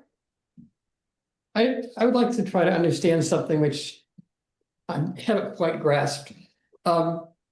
So for this year, if all this goes through, we're going to allow 18 plus. We're going to allow how many permits this year? If we are successful in making the amendment, Yeah. our cap is, we have 40 to issue. We can issue back the 40 that we are required, we are allowed under the cap. Plus the 18? The 18 is included in the 40. Okay, and then next year we have 40. So here's what has happened. We exceeded by 62 in 2025. Yeah. So that means 2026 and 2027 have 40 each. So that's 80.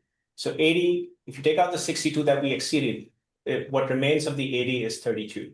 So effectively, it means 18 this year and 18 in total, whenever we hit it between this year or the next. So we can, at this moment, only issue 18. But okay, so presumably, if I'm thinking correctly, the backlog will be taken care of in the next couple of years. So in 2029, we have a 40-unit cap. In 2028. 2028, we have a 40-unit cap, which comes from the 166. Or is it, we're back to the original 40?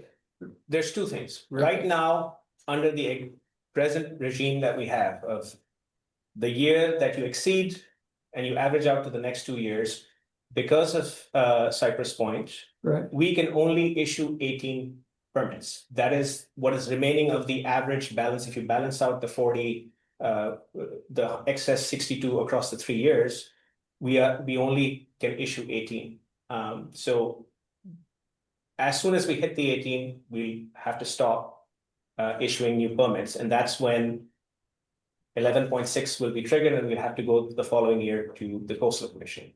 Should we make this amendment that is looking backwards instead of looking forward, we have way too much capacity in the back. All of the 62 excess that we have for 2025 would be addressed by looking backwards, and we will have the full 40 for 2026, 2027, and going by the trend that we have, we will not hit those for 2026, 2027, and looking forward. So, but okay, I think that makes more sense to me. But there'll be some large number of unused permits, potential permits from the past that we're carrying on forever. We are not carrying on. They will only be used if there is an affordable housing project that exceeds the 40 unit cap. It's not as if it's available for anybody. It's only when an affordable housing project gets approved that exceeds the 40 cap that we have, the excess then can be taken from the past. So it's not that, and ADUs or regular homes are being using the previous unused capacity, which in Half Moon Bay, that is what they're saying, that the ADUs can use that. But we aren't saying that. This is only specifically if there is an affordable housing project. And as I mentioned, we don't see anything happening in the next 5 years. So the way this is structured, there's no way we're going to go over 40 any year. Yes. Until God knows what happens, but yes, as far as we know. Yes, I mean, speaking in terms of housing elements, the next housing element has to be done by in 2031. Who knows if we solve the crisis of housing in California by then, and what the state then may say about this, we don't know. But till 2031, we don't have any issue. We'll have the 40 limit, and considering the trend, we'll not hit Okay, thank you. Okay, Scott? Okay, I'm gonna make one comment and then I have a couple questions. So I appreciate you coming and I No appreciate, comments, questions only. dang it, all right. So I think you already addressed my concern with 11.6. That's this have to go back to the Coastal Commission. And my question was, the state put that in. You did not put No, that the in. state said, deal with it. We said, how about this? And they said, fine. Okay, so this was your idea. Yes, This was but the the- count, 11.6 was the county's idea. Yes, the state said, you need to resolve this. Tell us how would you be resolving this? We looked at this and said, okay, this makes sense to us Okay, because we never hit the 40 in general. okay.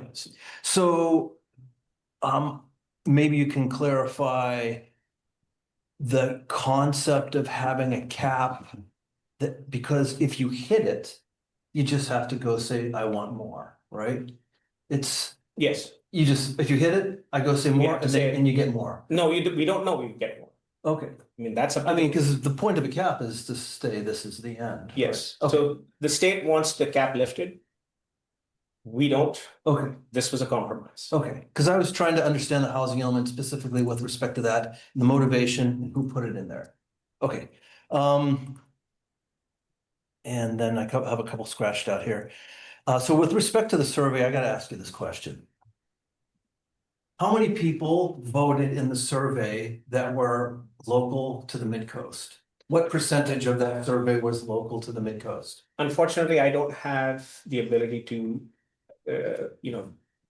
find that with any level of accuracy. Okay. I have asked my web person. Yes. If he can determine that. Unfortunately, he couldn't get back to me before this meeting. Okay. But stating that this email went to people who are interested in projects, signed up for projects within the coast, it can safely be assumed those people are people who have interests here. Okay. And that's who the emails went to. And then again, it was. Would that be a builder from San Leandro, maybe? If they have applied for signed up, permit? if they signed up, Yes. because it's not that we are looking at who's submitted permits and we're taking emails from that. That's not the way it works. Okay. We have several projects. Every project has, if you're interested in the project, subscribe to the newsletter. Okay. And people put in their email addresses. Okay. That's the email list that we follow through. Okay. And then, as I mentioned, the people who came in for the meeting, they wrote their email addresses. And those were the folks that we added into them because they were there. Right, there was people at the meeting though, that did not enter their name into that list, so you really don't know where they came from. But it's safe to assume if they're there, if they're in San Leandro, they have a stake here, that's why they're here. Right, as a builder, someone who wants to build a house there, However, not yes. live here, they could do a spec house or whatever. Whatever it is, they have an interest here, either they own the property or have some interest in the property, that's why they're there. Yeah. And I appreciate your last statement.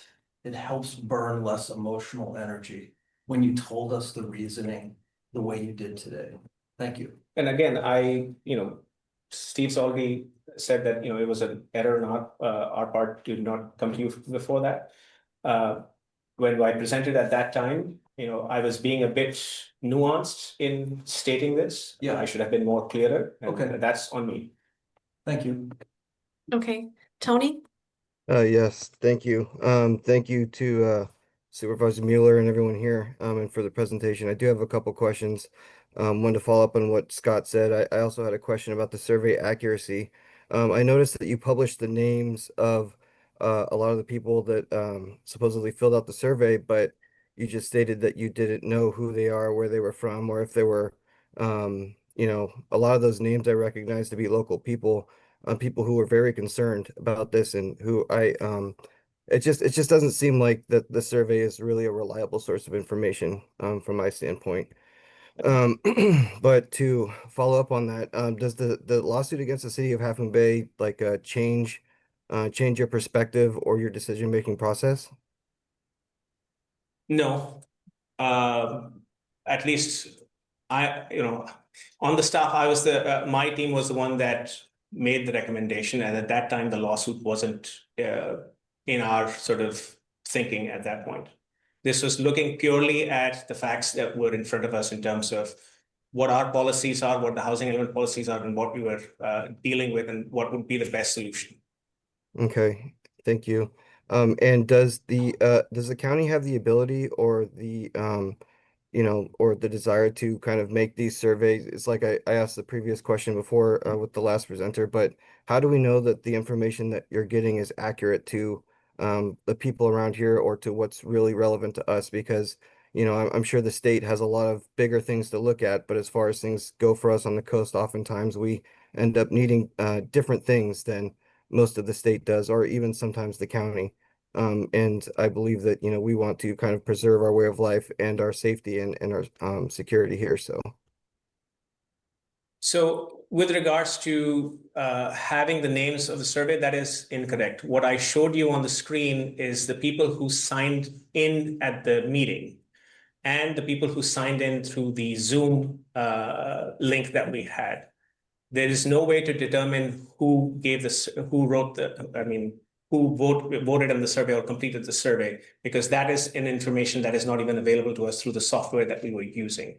So what I was trying to elaborate, the survey was not put out to the community till 4:30 the next day. So the first slide that I've shown, you can safely assume it is only folks who were in the room that day and people who were on Zoom, because we flashed the QR code and the link to the survey only to those people.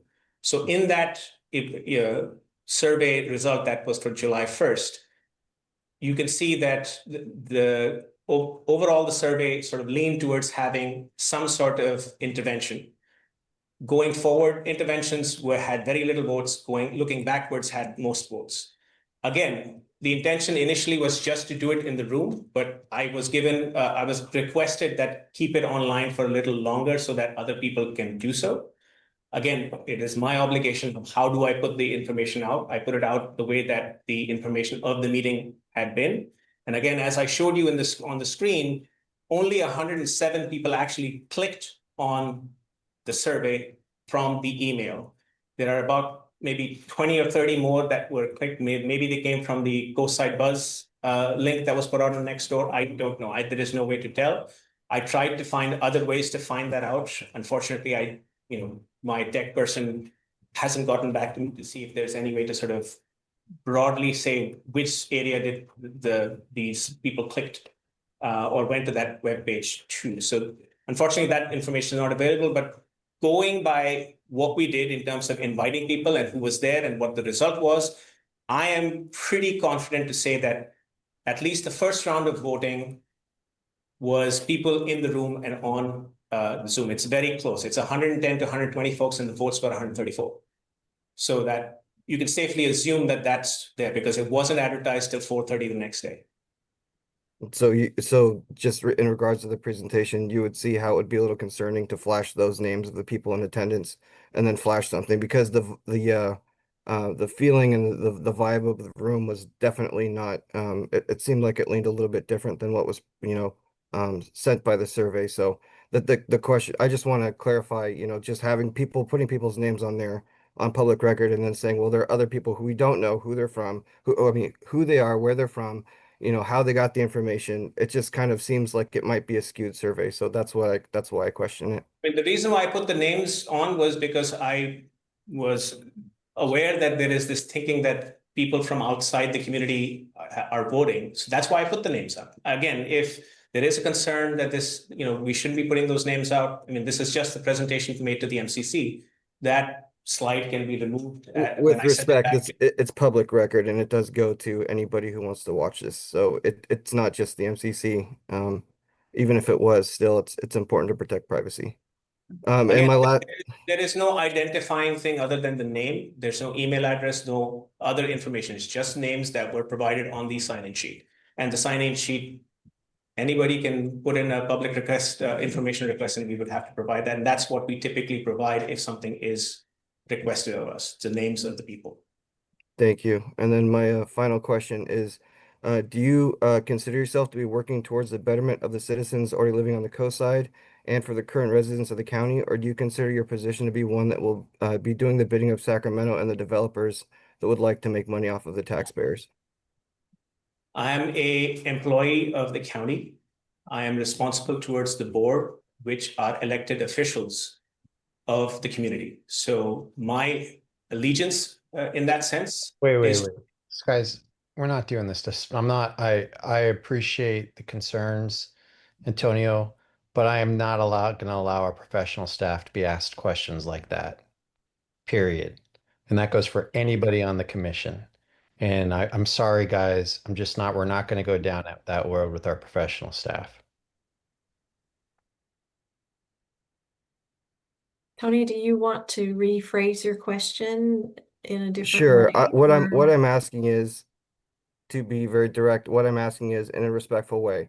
I'm not asking allegiance or anything like that. What I'm asking is what is most important what Sacramento says, or is what is more important what benefits the coast side and the direction we're hoping to keep going in? That's what I'm asking. Let me put it this way. There are certain laws and regulations that we have to follow that are established by the state. The state is run by electeds by people of the county. So from that perspective, we are obligated to follow the state laws. In that process, our role is to understand what the local community's needs are and how best to navigate the state regulations and laws to make sure that both the laws are being met and the needs of the people are being met. Is that a sufficient answer? Yes, thank you very much. Awesome. Okay, Thank you for Right. rephrasing, Tony. I appreciate it. Thank you. And yeah, I appreciate it. Thank you, Supervisor. thanks, Tony. So, Bharat, I have two things that, and one may be a little clueless, but my understanding is the state is concerned with blocking, with municipalities and counties who block development. We're not blocking development, we're delaying it a little bit in some cases. And I guess I'm wondering about that distinction. If you're only delaying somebody's development of a property, but you're not denying it, is that not an important difference? It is an important difference in the community. However, as I mentioned, the state is looking at a statewide crisis. And again, I'm not the state, but my assessment of the state's thinking is they need to be equally good or bad to the entire set of communities and jurisdictions that they have to deal with. So their compulsion is we need to have a singular approach across the board so that nobody can say you are being fair to one community and being unfair to the other. And that's my understanding of why they are, they have insisted certain things across the board. As I mentioned, Half Moon Bay was told the same thing. So are we, and the communities that Supervisor Mueller mentioned are being sued for that reason. I'm pretty sure there are some communities that have these gaps for, genuine reasons or some for other reasons. But the state has to look at it from their lens that we do not like gaps, we do not want gaps because that is an impediment to building of housing. As I mentioned, the cap that we have has never been reached. So technically, we didn't have any issue. But the state is compelled to sort of have that even approach across the board. So that would be my understanding of why they did what they did, or they have insisted for this across the board. Okay. My other question is, the housing element was drafted by the county. That language came from the county. Is there no other creative way to amend the housing element to make it work for us in a different way, but still meet the requirements of the state? Unfortunately, not at the moment. We had other bigger issues with our housing element that really had put us in a pickle. And those took precedence. I mean, you probably have already heard there was at least two builder's remedy projects that came through. And we were under the pressure to get things done. There were other aspects that the state was really impressing upon. And this was something that, if you look at the crux of it, we've never hit fully. And what we crafted up essentially said, we don't need to go back to them because we're not really hitting 40. The reality is that the Cypress Point happened. It was something that, we didn't realize how it would suddenly impact us, and that's on us. But at the time when we were crafting that language, you can look up Half Moon Bay. It is far more elaborate and more precise than ours. I've read the Half Moon Bay Yeah, policy. so we looked at that, we came up with something, they accepted it, we said, great, this issue has been handled, let's move forward. So at that time when we were doing that, it wasn't really an issue. It is an issue now, and maybe going forward, when we go through the next housing event, maybe there is an opportunity to think of it differently.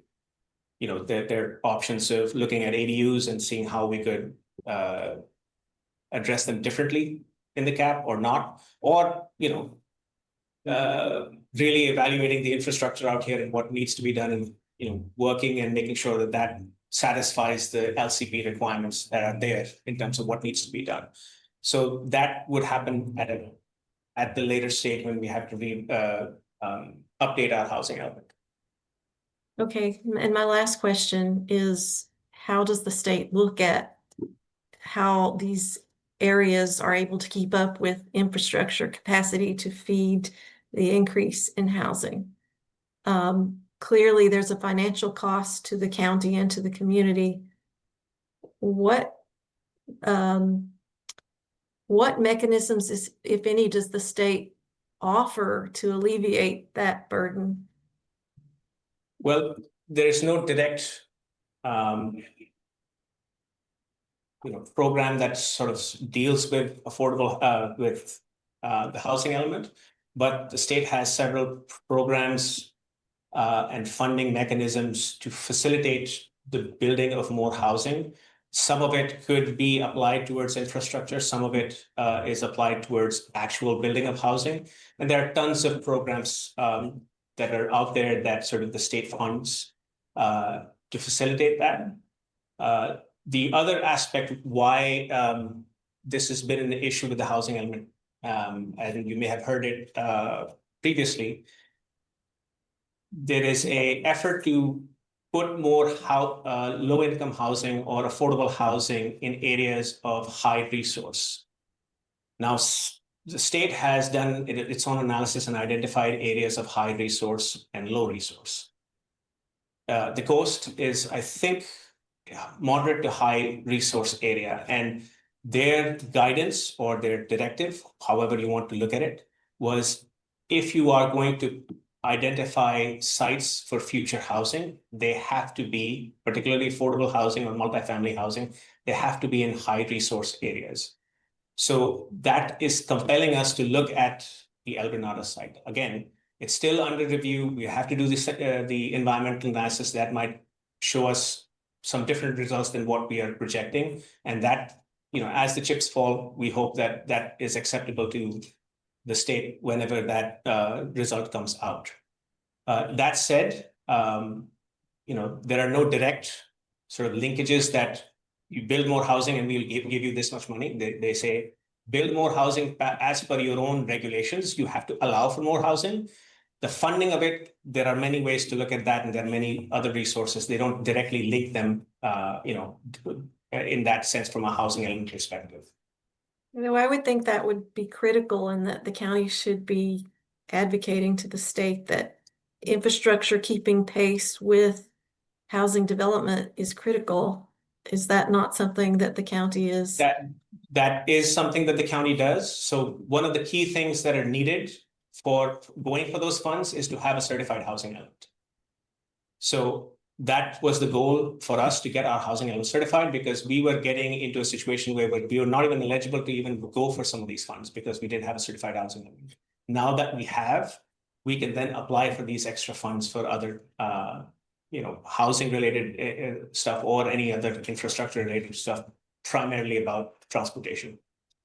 Okay. Yeah, just to add on that real quickly, we have taken advantage of state funds that are available for transportation improvements. The Moss Beach corridor improvements that we're currently working on has largely been funded by the Transit Authority and the state.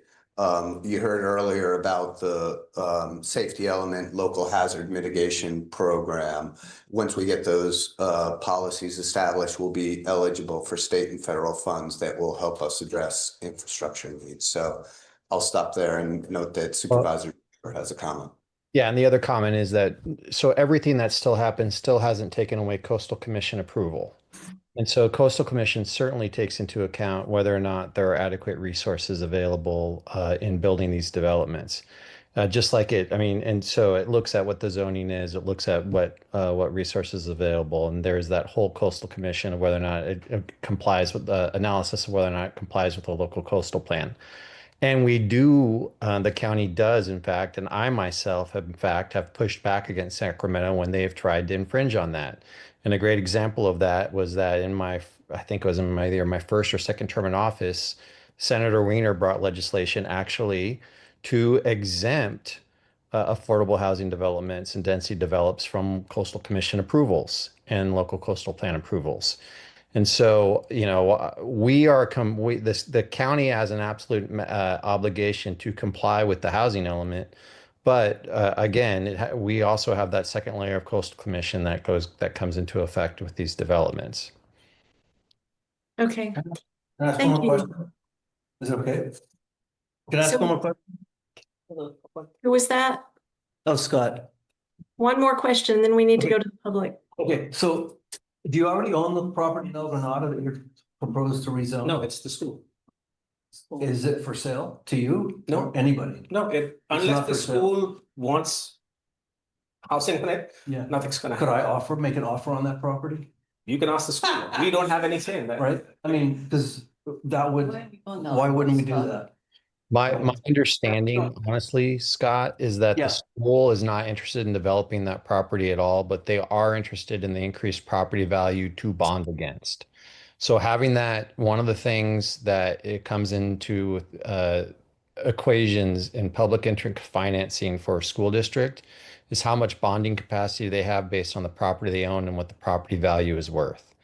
Now, they are better off if they go ahead and they bond against it, which I think they're interested in doing and have no intention of developing against it.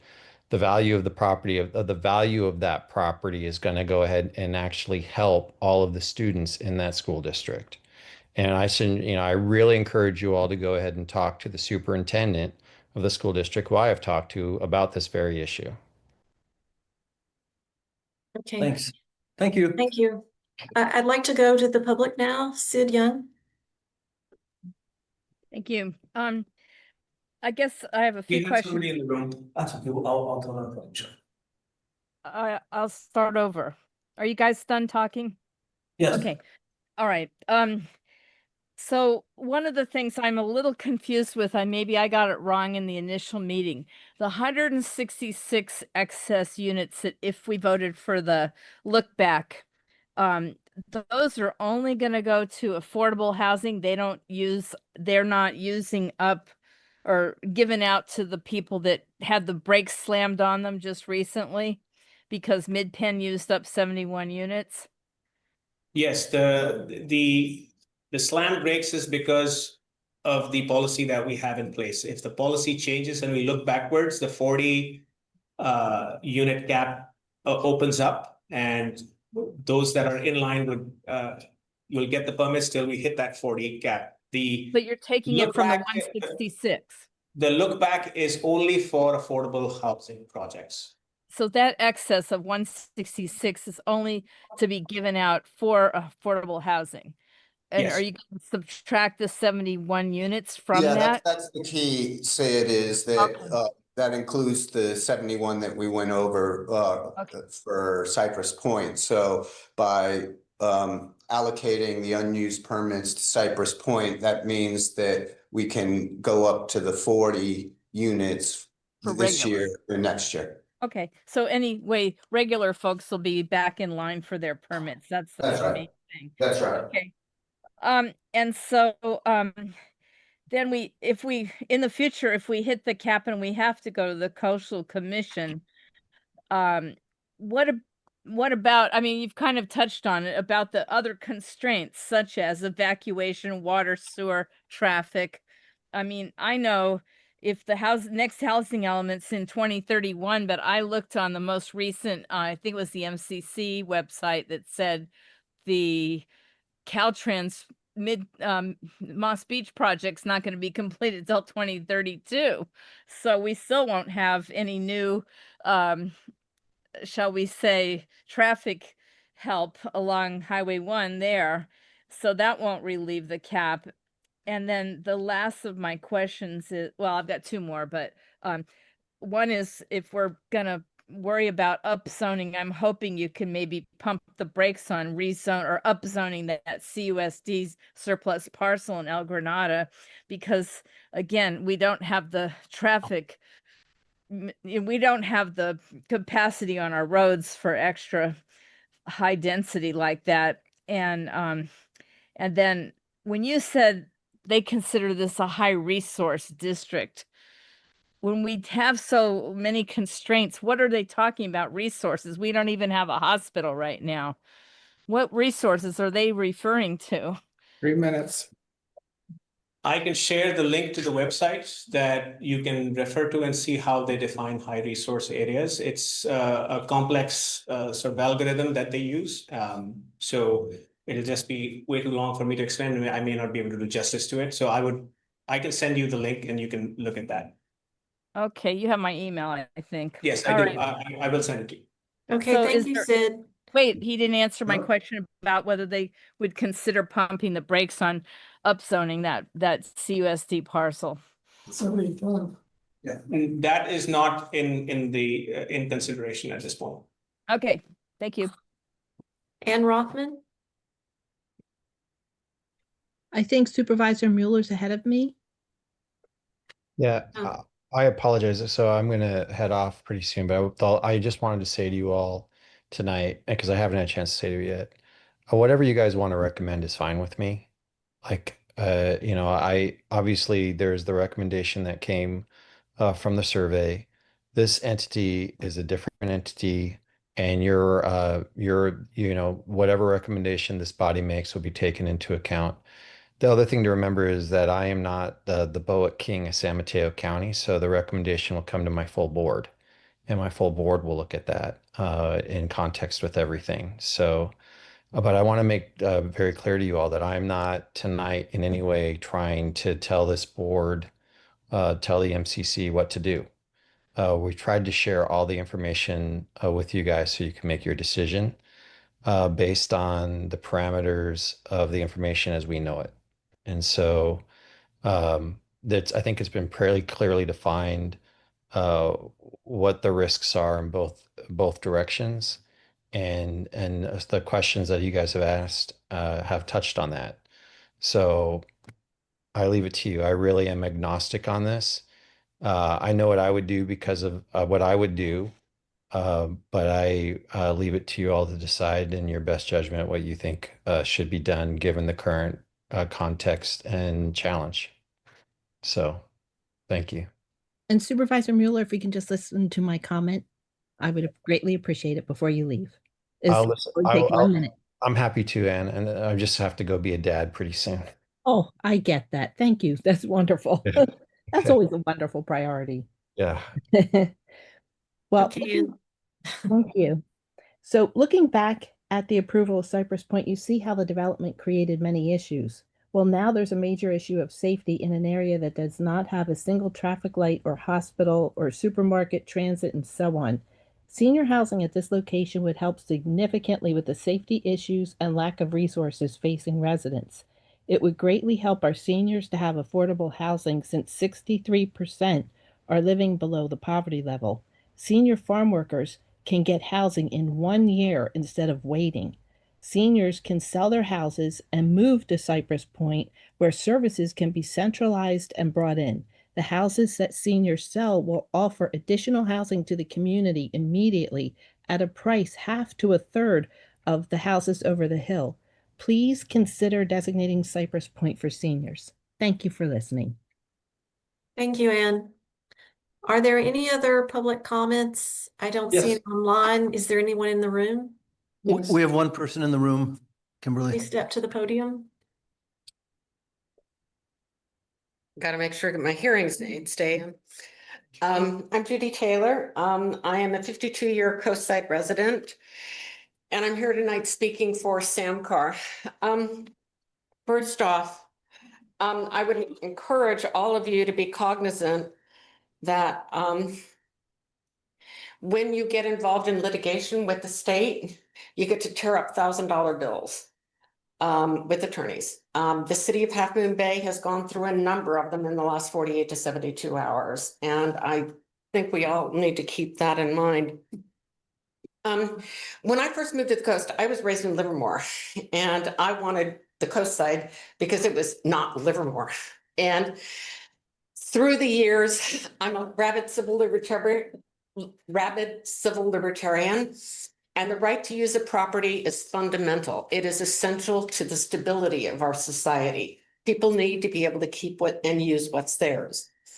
And through the years, the chronic response to any hiccup, any roadblock, any static that the coast side gets, let's stop building. We got to stop building. We got to keep people from coming over here. Our problems are too big. We got to keep people from coming over here. And the result is that we keep focusing on keeping people from coming here. And we have not spent nearly enough attention to what happens when they do come. And you guys are going to make your decision regarding the regulations, you know, which option you choose. But the interest of organized real estate here is that when you take away the right of somebody to use their property, and Ms. Williams, I have to take issue with your concern or your minimizing of a delay. For many people in this extraordinarily expensive environment, a delay in building means a denial. And unless you only want people with deep pockets building here, you need to be aware that denial for many people is the result of a delay. I know of 3 properties that came on the market during COVID that people bought and permitted and they were going to move into it themselves. And the delays meant that they couldn't and they had to sell the lots permitted. And somebody else is living in it now. Traffic has been an issue since I moved here in 1974. It's been an issue for all of this time. The roads expand, but we don't address getting people out of their cars. And getting people out of their cars means creating jobs locally. It means doing things here so that they don't have to get on 92. And we have consistently objected to the land use decisions that would create those jobs here. Gray water, our stormwater, our storm plant is having, our sewer plant has issues. What are we doing to do gray water? What are we doing to get rid of garbage disposals? Everything that goes down a garbage disposal can go in our compost bin. We are using water and electricity to ship it to the sewer plant. I mean, what kind of sense does that make? And then we use that overuse of that capacity as a reason to tell somebody that they can't build or that they have to delay it. In the building that we have had for the last number of years, it needs to be pointed out, for every 2 houses that we're getting an ADU. And that ADU by its very nature, by its size, is going to be affordable and it's being provided and paid for by the private market without any public money. We have had an extraordinary amount of development in the last 25 years. There's no question about that, but our population has gone down. What gives with that? My assumption is that families are spreading out into ADUs and that the rest of the building are short-term rentals and second homes. And if that's the case, we need to look at that because the Coastal Commission likes those short-term rentals. They're visitor serving. And that's another part of our problem. We have had 50 years of the Coastal Commission saying you will do agriculture and you'll do visitor serving. Both of those industries mean lots of low-paid employees don't even think about providing housing for those folks. And 50 years of that mentality is a big part of the reason why we are where we are today. So we need to find out who is living in that housing that has been built. That's something that I think we really need to find out about. And please, just to keep my blood pressure down, Steve, don't talk about transfer of development rights in the coastal zone. There's no receiving properties. There's no receiving properties for, there are places that transfers where you take somebody on Steel Cove and you move their right to develop to another property. We don't have receiving properties in the coastal zone. Ms. So, Taylor, can you those are wrap my it up, comments. please? Thank you. Thank you. We appreciate your comments. Is there anyone else who'd like to make a public comment? Dan Haggerty. I'll watch all at home. Hi, Gene. Yes, hi, can you hear me? Yes, please go ahead, Dan. Yes. So, not every proposed building is a bad idea, but a lot that has been talked about lately, it is a bad idea for evacuation, infrastructure. The reasons are there's a myriad of reasons, and this whole concept of Sacramento, everybody turns around and gives a throw, tear up $1,000. There's always a threat behind, hey, what's right and what's wrong? Oh, well, you have to do what's wrong because if you fight for what's right, you'll get sued. And I'm a bit kind of, yeah, I am getting tired of hearing that. There's a lot of communities around the state that are very upset. And some of these laws, which fundamentally are based on false information, the RAINA numbers, which is the housing department published, and the state finance department audited the methodology of coming up with that number, and it failed the audit. So these numbers are supposed to come out with a collaboration between the finance department and the housing department. And it seems like everybody's, not everybody, but a lot of the localities mostly ignoring this fact. So yeah, once you start to yield to threats, that's a slippery slope. Where will it stop? Where will it stop? Community needs to stand up and fight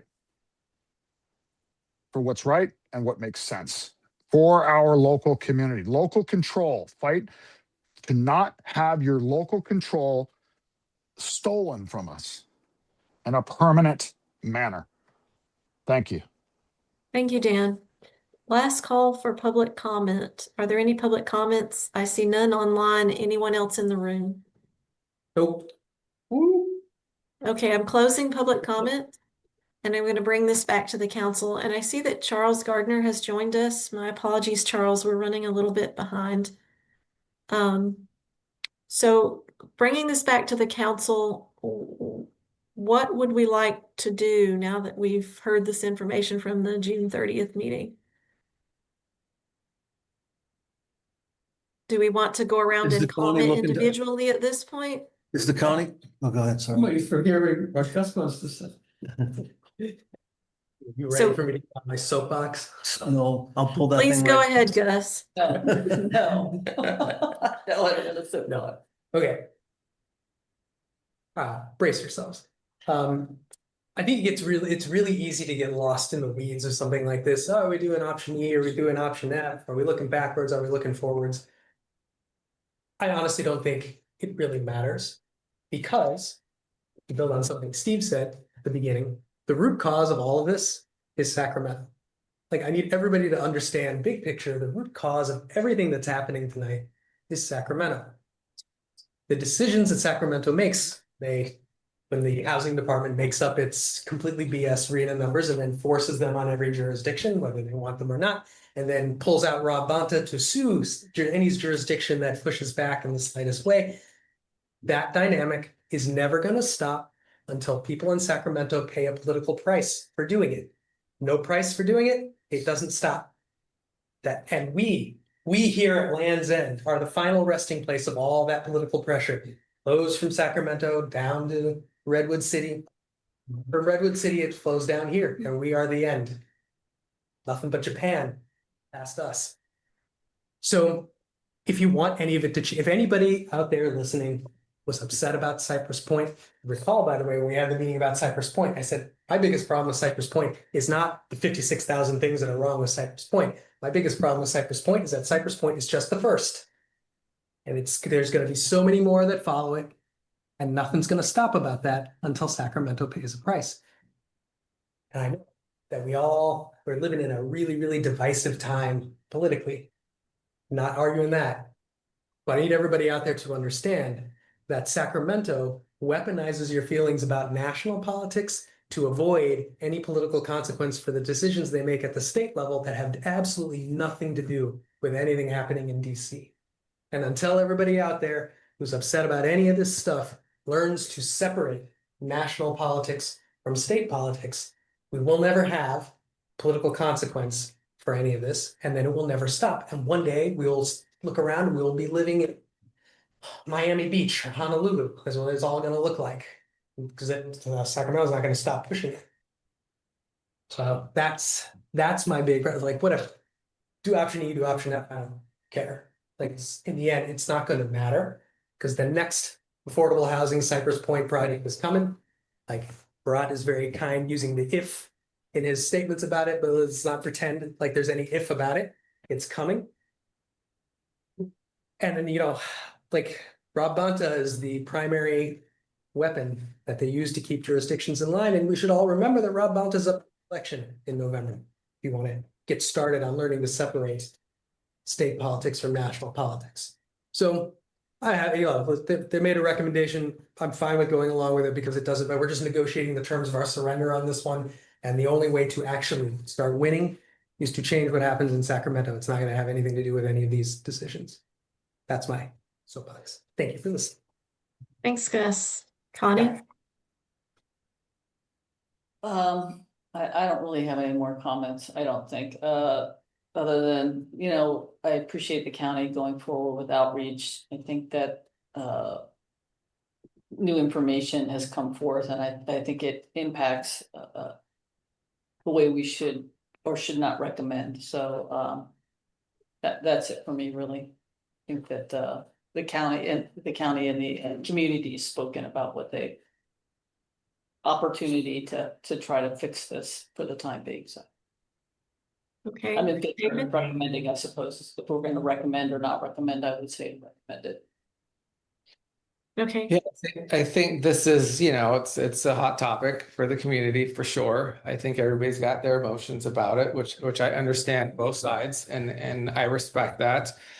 I do feel for the folks that got their permits, they no longer can move forward with it. They purchased the land, they want to build their home, and unfortunately, the 71 unit is affecting them. I do feel bad for them. It is so expensive to purchase here. I think that we have affordability issues. We don't build more housing, prices are just going to continue to go up. And like it's been mentioned before, the population of the coast side has been pretty stagnant for a very long time. That's with the building of the housing. So I don't see it being that big of an issue about overpopulation, because it's been pretty steady. So that doesn't make me feel too, I feel okay with moving forward with some of the recommendations that have been given. Looking at the school registrations that the school districts have, that is declining also year over year. So it doesn't seem like we're getting a lot of population. I am a little concerned on what's being built here. I think it's a lot of second homes. I think it's the vacation rentals. I would like to kind of understand that a little bit more. Yes, I would be in support of one of the recommendations that have been given from staff. My 2 cents. Thanks, David. Claire? Well, I was surprised by the population data too. I don't know if it's accurate. I mean, you have to believe the Census Bureau, but I don't think the census was done very well last time it was done. And I don't know, it's probably close. But there have been a lot more houses built, and during that time, we would expect there to be more people. But that's beside the point. I'm concerned about a couple of things. I think if I had heard what I'm hearing now from planning, I would not have wasted as much adrenaline on being upset about this in the first place. And let me just comment a little bit further on that. I appreciate what you're doing right now. I wish that all of us, including the supervisor, had known about the housing element thing. I don't know why we didn't. It seems like you could have told us. I don't know why, when Cypress Point was proposed, you didn't start thinking about this.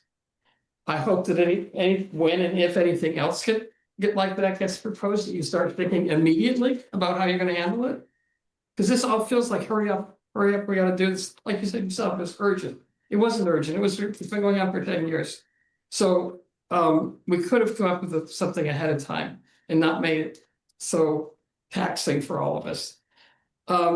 My only remaining problem is the fact that the cap wasn't put in place just because people didn't want more people here. The cap was put in place because of well-documented problems in infrastructure and environment. And those problems remain.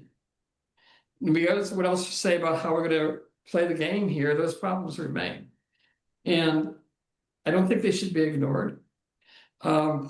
On the other hand, we have a big game going on apparently about how to avoid consequences of things that we don't want to have happen. And I think we're kind of pushed into a corner and probably do have to go along with you.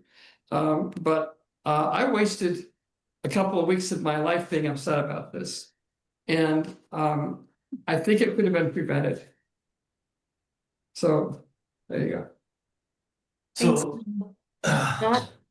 yeah, I would just echo what Gus said, vote in your best interests, know about voting. If you don't like what someone's doing, get rid of them.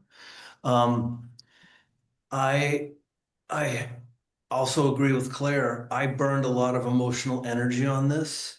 If, as Claire said, it was thought about 10 years ago, discussed this is what's gonna happen in 2025, 26. Get ready. I think the impact would have been a lot less when it hit. But I do appreciate you being here today, and I'm gonna go with the county's recommendation on what they'd like to do to solve this problem today. But again, we need to fix the infrastructure that we have here. As you mentioned, we do need more housing. But if you're gonna do it, support us in some way. So let's move forward. You guys are awesome. Thanks for coming. I appreciate it. Thank you. Thank you, Scott. Tony? Thank you. I also agree with what, Gus said. I do believe that the problem starts in Sacramento. I don't really see or understand how this benefits the county or I mean the coast side or its residents. I don't really agree with it. I think that being told, well, we're just gonna sue you and too bad for you. Like the quote of the tearing up thousands of dollars. Well, the courts are there for a reason, and I would like to believe that, they would side with the people who are living there, who know what's best for the area, the land, and their neighbors, basically. So, well, I appreciate the county's efforts, and I do believe that Supervisor Mueller has the coast side's residents' best interest at heart. So I don't agree with it, but I respect the votes and what my fellow council members say. Thank you. Thank you, Tony. So that leaves me. I have a lot of mixed feelings about this, but in the end, I also believe the cap is there for a reason. I believe it's functioning as it was intended, and what the county is basically telling us is that because we may be threatened by Sacramento, that we can't have a cap, and this is invalidating the cap by proposing this particular solution. I pushed in a corner. Yes, I could go with one of the solutions that backfills. However, I would want that solution retired at a certain point, and I would not want it to go all the way back to the inception in 2013. Agreed. I do not agree with trying to get around the Coastal Commission. I think the Coastal Commission's ruling on this initially was also for a reason. It was a very researched and thought out decision, and invalidating that decision because we're afraid of the threat from the state means that we're not being creative enough to find a way to appease the state and also preserve what we think makes the living here on the coast side, well, it makes it livable.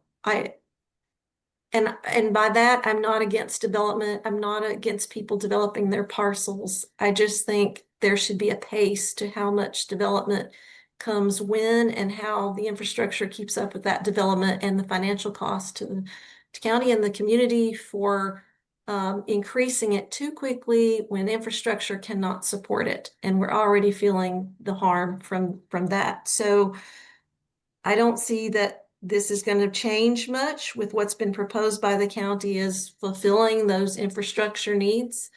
Those very small changes that really aren't increasing the capacity of infrastructure at all. So I'm inclined to stick with our original letter. However, it seems that we're pivoting somewhat. So at this juncture, I think the county could have gotten more creative with the housing element. It was not given to them with particular wording. It was given to them with guidance to create something that met the need. And there are other ways I think that the county could have approached that. So with that said, and there's a lot more I'd like to say, I'm going to stop there. And I think what we need to decide today is, do we draft another statement, public statement to indicate what we're supporting here? And do we need to take a vote? How does the council want to handle this? Because it seems like we're split. Something a consensus. Yeah. I didn't hear a consensus. Yeah, I think there's several options, right? There's like 10 years, there's going back, I think, to 2013. I think we've got to figure out what of those options that we are comfortable with is what I'm assuming. And then kind of vote on that piece if we want to, support an option, or we don't support anything. I think we need to figure that piece out. And then I would say put it in a letter is my recommendation of if we support it or not. Or we just stand with the first letter. I think we need another letter. Yeah. To solidify what we're trying to do. Yep. If we had another letter that we considered at our next meeting, would that work for you guys? Yeah, I think that would be workable. I think, we'd certainly love to hear a motion on what of the options the council's in favor of and take a vote on that if that's something the council's willing to do. But if that's not doable tonight, then yeah, we can wait to receive your letter after you meet next time. One other thing I'd like to say, and I'm just going to take my prerogative as chair here. There's been a lot of sort of fear about taking this to the Coastal Commission, and I see the Coastal Commission as sort of the place where there is strength behind, the data and the determinations that they make.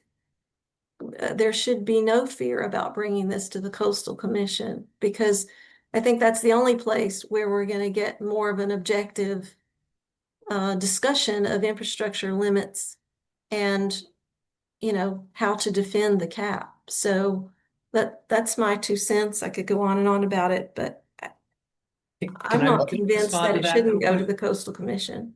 Go ahead. Can I just make a related comment to that, Kimberly? About the Sure. Coastal Commission, which is that the pressure coming out of Sacramento is sufficient at this point that even the coastal, I think if you look carefully at the Coastal Commission and their deliberations these days, they feel the pressure too.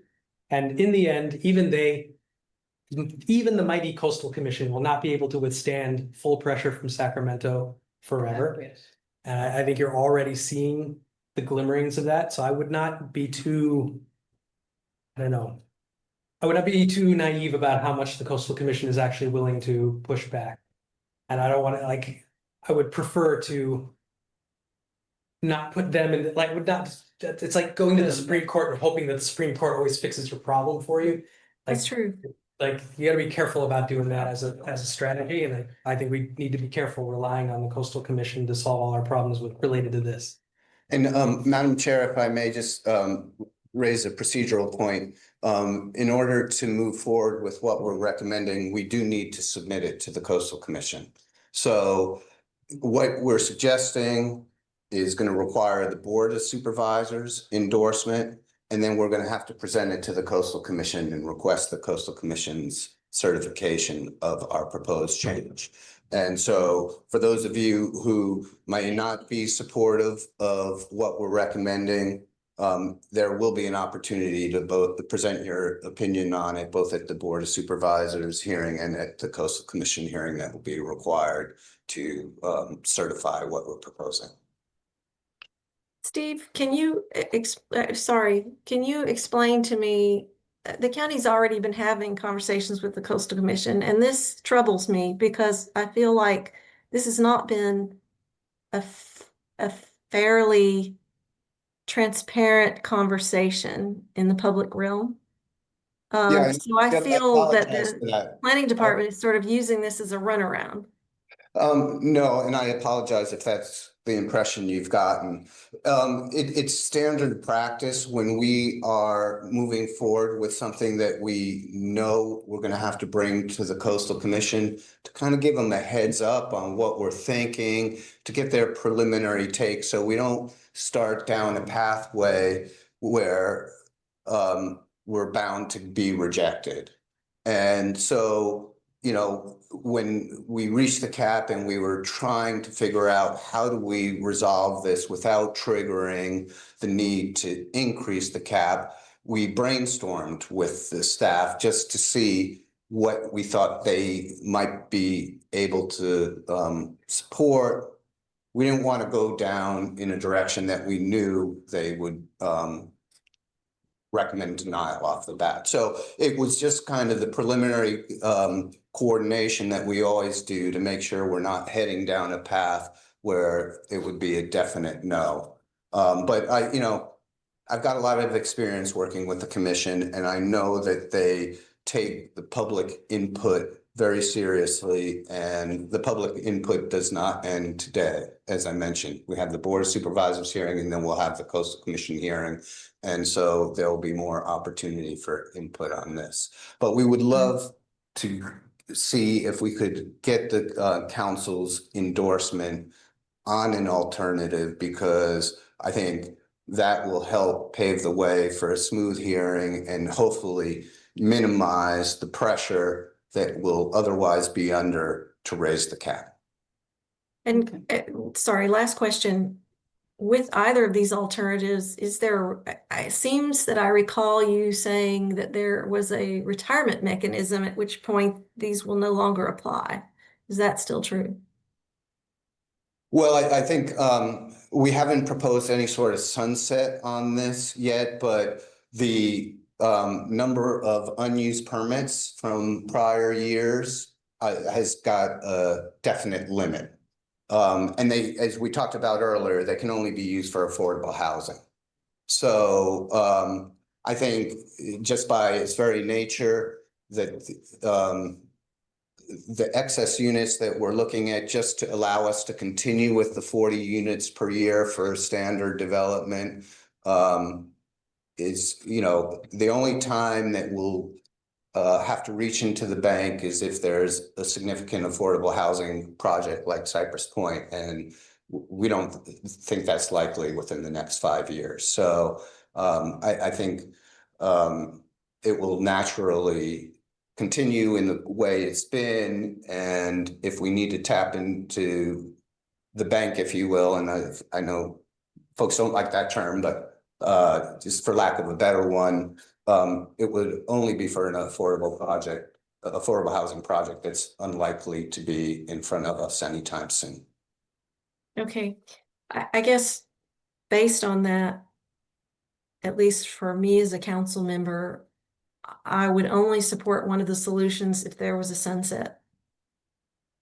So with that, do we need to, I think what I'm hearing is that the council wants to draft a statement or a letter endorsing one particular option. Is that true? And I if think that's. so, should we I think- vote on which option? We can do that. I Okay, mean, I think we're being asked to, whether we endorse the option that the community has voted for. Right? yeah, Even if you were to look at Yeah, we should start. that vote, even if you negated some of it as a deviation, it's still a large majority that is voting for the one proposal. So the proposal on the table is the one that goes all the way back to inception, right? That's correct. If you I want think my we still have flexibility to remember to represent our community, and I'm not convinced that those numbers fully represent just our community. I think it represents a very wide pool of individuals and financial interests. Yeah. Sure, definitely doesn't represent just our community, that's for sure, but that's. But even if So you take a deviation. Should we start with that one Yeah. and see Yeah. if we're in agreement to Okay. move that one forward? If we're not, then we go to the next option, which I think is F. Right. And then go from there. I think that makes sense to me, and what the consensus is on what option. Can I ask a question first? Sure, Claire. See if my reasoning is correct on this. I'm inclined right now to go with the one that goes back to 2013, because apparently once we've made up for Cypress Point, then we're not going to be using this. That's correct. And that gives us some ability to plan for the next one that comes along without having to go through all this again. We'll have a little bank that we could use if we have to. That's right. I don't think that's true. No, That is that is true. That is That's what true. they're saying, That for was- that was- affordable housing. Yeah, that was the thrust of the presentation. Yeah. Okay, so my thinking, most people think that's right. Yep. Okay. I would like to hear from Bharat or Steve on that, because I think the banking means that permits will be issued, especially in the next 2 to 3 years, to property owners irrespective of affordable housing so that they can exceed the cap. No, Only 40 years. The- 40 units per year. 40 yeah, only 40 units per year for regular permits. The bank is only for affordable housing projects. That only will be triggered if there is a Cypress Point type project that comes through. The advantage of looking at 2013 is that there is a known amount that's available. If you go with the shortened version, F, the 10-year, as you move forward, that bank becomes a thinner and thinner sliver. And if you get another Cypress Point project, it may not happen in the next 5 years, but it might happen in the next 10 years. And if you look at that and the sliver is much more narrower, that you can't get the 71 that, say, if it was an equal amount, then we're stuck in the same place. And that is why our recommendation is 2013, so that we are clearly quite confident that we're not going to see anything in the next 5 years. But beyond that, it still gives us some breathing room to avoid having to invoke 11.6 and go to the Coastal Commission. But only if there's another big affordable housing. It's only for an affordable housing project. And does the Nothing Cypress, code number get subtracted for the 166 Yes, today? so So then the number will be what? it'll in be the bank. 107, 105. Okay, 105 in the Yeah, bank for affordable housing. in only. today, as we move forward, it'll be added, but that 100 still gives us more breathing room. If you Yeah, look at 10 understood. years and say 10 years down the line, we are there. Okay, We have like 5 or 6 every year, so okay. that, would run into trouble pretty quickly. Okay, so back to you. Oh, no, you asked my question. I wanted to make sure what the math was, but now I'm clear. So, But the net amount of housing for the next few years far exceeds 40 if you count Cypress Point. I mean, we do have to pay attention to the net amount of housing and the impact of that. So net, if you're counting net from today, yes, it's going to be higher, but if you look at when the permit was, the limit was put into place, we don't exceed 40. So we've never touched 40. And if you look back the 12 years, we have 200 and change in terms of unused permits. So we have right now 166 with, if you include Cypress Point. So if you include Cypress Point, we have 166 remaining. If you exclude that, it was about 200 and change, whatever the number is. but you said you'd have 18 available anyway in the next year. So we're saying between 18 and potentially 30, we're actually adding maybe 12 units. Yes, if you're Per looking year. forward That's right. in that sense. So it's But like if you're 12 looking, units yeah, per so year, it's a point, it's the perspective. If you're That's looking right. forward, yes. 12 units per year. Yeah, so but if you're That would be- looking backwards, you're fine, you can get 40. And you're not exceeding the actual established gap. But on average, it's 30. So Colin, you were suggesting that we see what kind of support there is for what was billed as the community's choice. Is that what you were suggesting? Yes. On the council or out there? No, For here, the Yeah, council. council. So I'm prepared to vote without a letter. me too. Okay, so we're voting on whether to support item F. Is that the? We're starting with E. I think it's which is E. the proposal on the table. Item E, That fails. then we go to F. Consider F. Okay, so support for item E. Claire, can you call the roll? Call the. No, we don't have a motion yet. I move that we vote on E. I'll second. Okay, there you go. Connie seconded it? Yeah. Okay. Can I And just this make one is more comment about it? I don't think so. As soon as I asked, this is the one that goes back to 2013? Yes, there's one that goes back Okay, all right, to- now you can make- Go ahead, go. I think we should just adopt E because number one, it's probably gonna happen anyway, regardless of whether we as a body choose E or F. Yes. Number two, the next Cypress Point is coming, like it's definitely coming. Oh, It's just a question of when. And if we I can don't, fix this. if we don't give the space now, then when it comes, they're gonna have to come up with space some other way, and whatever that other way is gonna be worse than this way. Like Okay. that's Could go to. basically guaranteed. And it buys us a couple cycles to all start working on the project Yeah, of fun. convincing everybody we know Yes. to start differentiating national politics from state politics. Buys us a couple cycles. to Okay, kind of let's do work on this. that. I'm Okay, ready. so we've got a motion on the table to support choice E. I think we've discussed this enough. Okay. Scott, Yes. David, Yes. Connie, Yes. Gus. Yes. Tony, No. no. Kimberly, No. okay, I'm yes. So it's 5-2. Okay, that's pretty clear.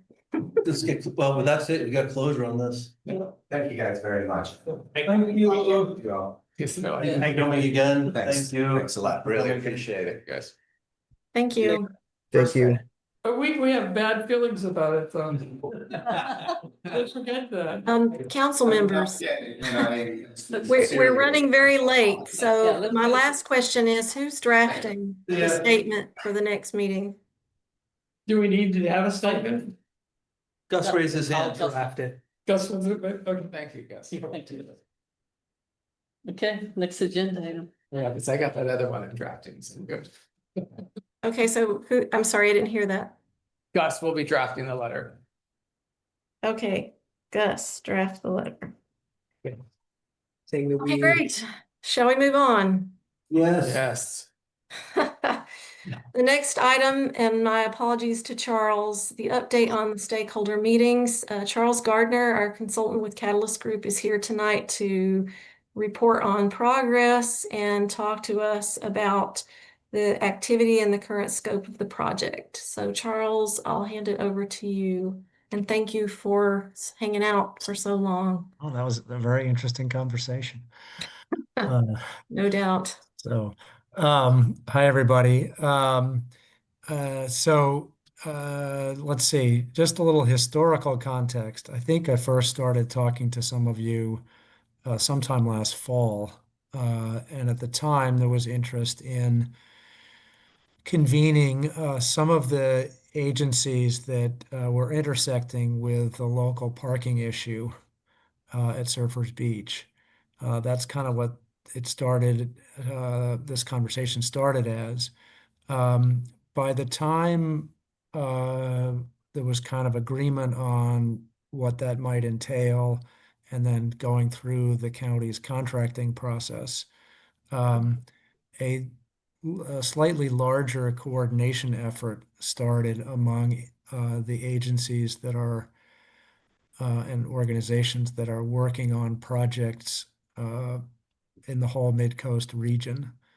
And I think the first convening of that conversation was very shortly after the contract with me was initiated. So I sat in on that. Kimberly was there in the room, as well as a few other folks. And since then, there's been one additional sort of smaller group conversation to begin a conversation of what might what might that coordination group look like, and framing it.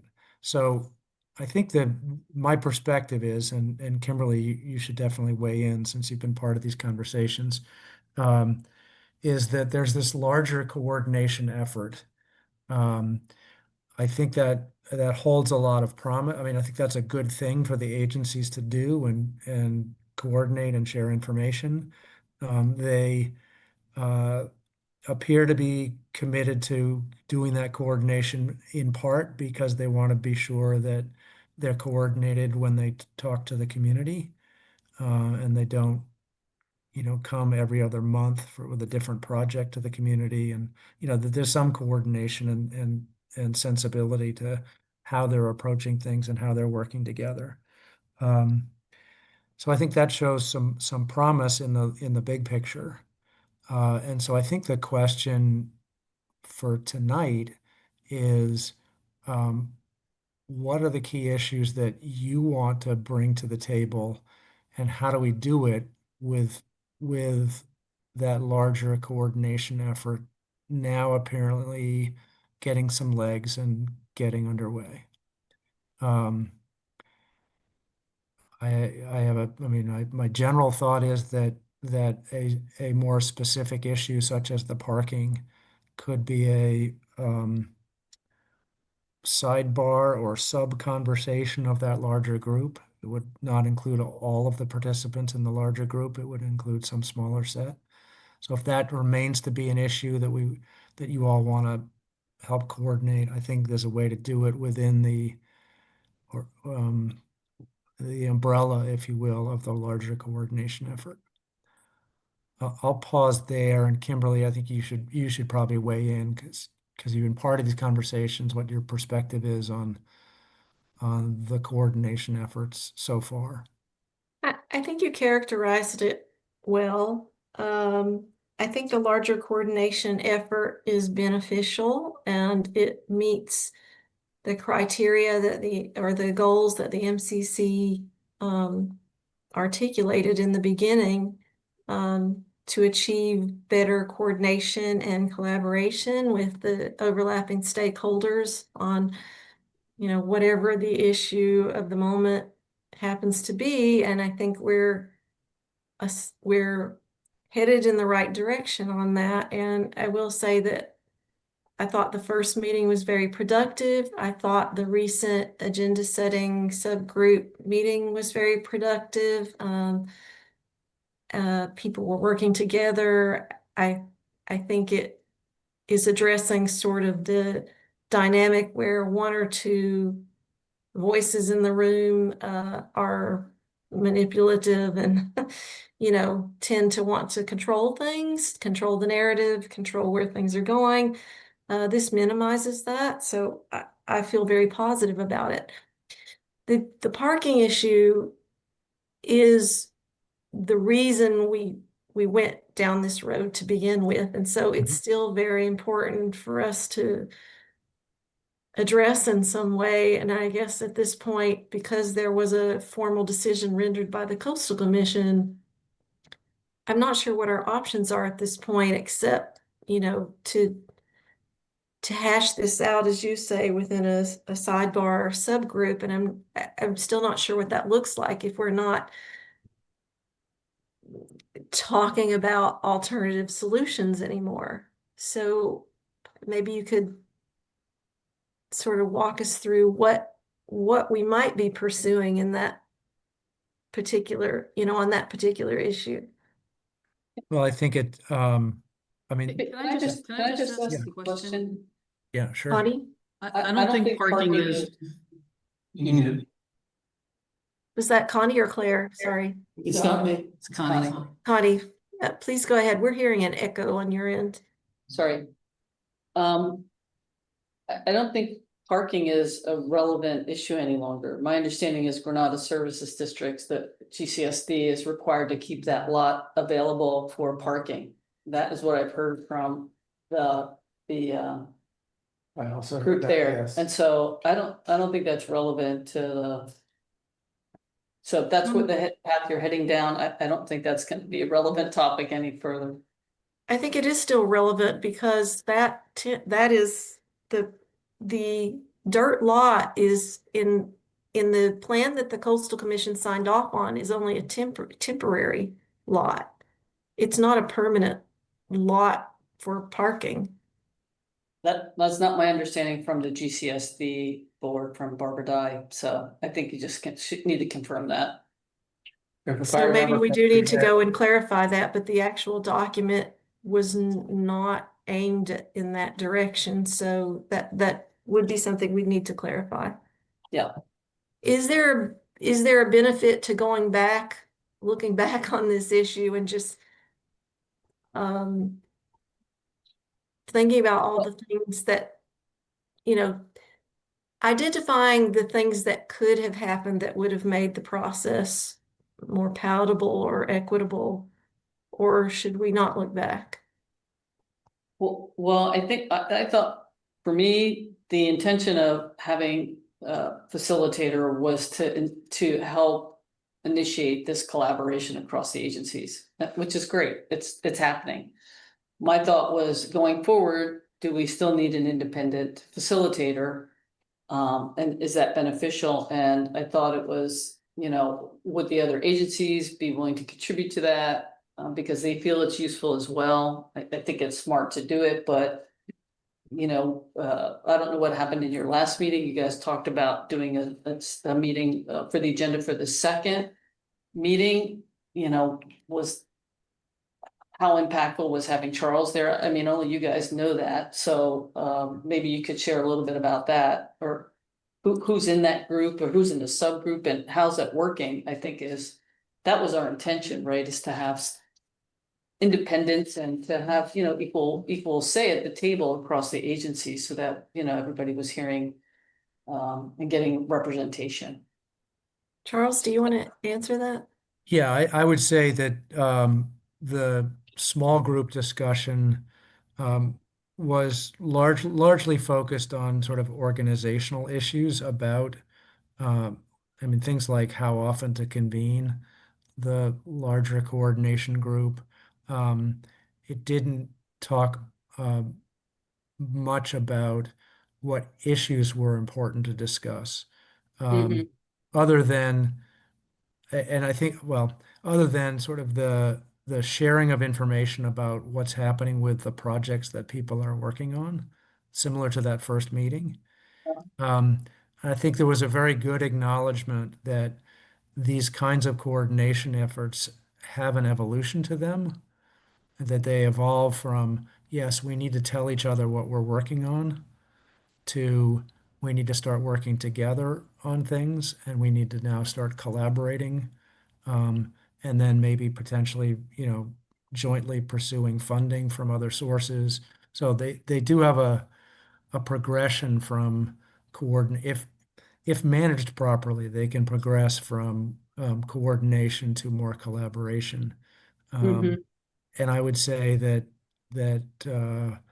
there was broad support for that concept, Great. recognizing the interrelated nature of the challenges that different agencies are trying to address on the coast.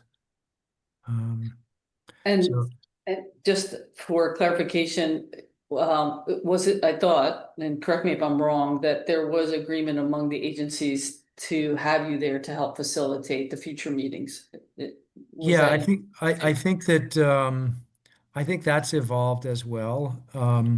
I think that both One Shoreline and the County Office of Sustainability, both of whom do a lot of community coordination and collaboration, um, because they didn't see resources uh, to have an independent facilitator that and they have skills in this area. So I think they see a role for themselves in helping bring everybody together. They also have I think they don't have a dog in the fight, if that's the right expression. They don't have specific projects that they're That's actually working. not true, Charles. Yeah, independent. The county, just like the issue we just voted on, has many issues that come up that are involved in overlapping stakeholders. And often the projects that emanate from the county are the most controversial ones. So I I thought we came away from that thinking that we were gonna alternate facilitation and organizing meetings. Yeah, there was definitely some sense of that. I mean, there's the function of just the administration of just scheduling the meetings, that kind of stuff. Jim Pruitt offered a staff person to do that administrative work. Um, that probably makes sense to do in one place and not rotate that, just because it's managing a list and doing that kind of stuff. Um, and then, yes, there was interest in rotating among the organizations, uh, the leadership role for each meeting. Um, So where would you see that you could bring value for we have a finite amount of funds and a finite limit of time. Where would you say that you would bring value to this exercise, Charles, for the next meeting or so? And then, that obviously, I don't know what will happen beyond that, but we did have a finite amount of time and money yeah. to I, support this. Yeah, I mean, I came to this meeting tonight with the question, because I think because I think that larger group is gonna take on a life of its own and a Right. path of its own. And I think both Kimberly and I feel it's on a pretty good path. Maybe there's some tweaks to make here and there, um, but people are committed to working together and starting with this coordination function. So I came to tonight more with the question of, for all of you, of are there particular near-term issues that you want help addressing, uh, whether that's parking or some other pressing issue where some people need to come together within that umbrella that we ought to, have a more purposeful conversation about. Okay. And I say that um, because we started this conversation, you had a very pressing issue you wanted to Right. work on. And um, yeah, so that's really my question to all of you. Is there something more pressing that uh, is a disconnect that's kind of more in need of coordination now, or more in need of not coordination, but a collaborative discussion now? Mm-hmm. That's where I think I could help, is kind of within that umbrella, because the other thing is for a year is going to be people just getting together and giving their 2-minute reports, and just building relationships with each other and understanding what everybody's working on. Um, and you folks should be, in that room, participating in that, learning, building the relationships as well. Um, I think where I could help with this, this little contract is if you've got some pressing issue that you want to convene some subgroup on and say, hey, let's talk about this. So Okay, thanks. I don't disagree with that, but the only thing is we've only gotten through one meeting, and so I still think that your role is important at least through the next meeting and possibly the third until we get some kind of stability. And you mentioned the Harbor District taking on an administrative role, and I don't know if I was clear, but I would be opposed to that because they are part of the reason that we sought this to begin with, that their efforts to control the conversation at every turn have been concerning. And so Yeah, I I think think they're still trying to do that. yeah, I wouldn't interpret it that way. I think it was Jim offering up a staff person who could be administrative support for the coordination effort.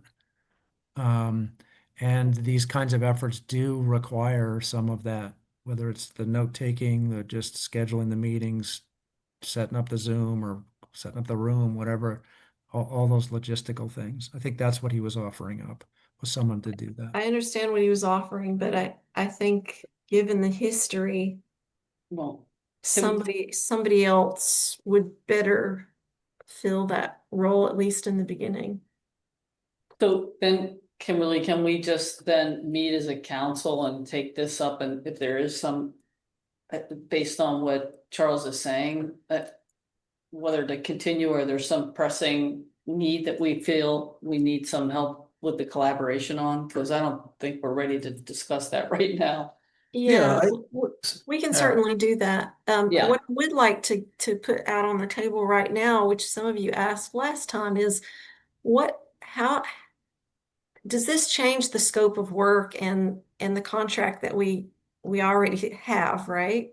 Right. And what does that contract, does it stay the same? Does it evolve? Where does the invoicing stand at this point? Like how much of your, how much are we paying you for? Yeah. We were Yeah. originally going to pay you in 2 phases. It kind of morphed into something else. So I'd like to understand what that looks like. From my perspective, I feel like I've been just listening and learning, and I'm not particularly charging for that time. Uh, just because I think it is sort of uncertain, and um, I don't feel like the purpose of these meetings so far has been on your purpose.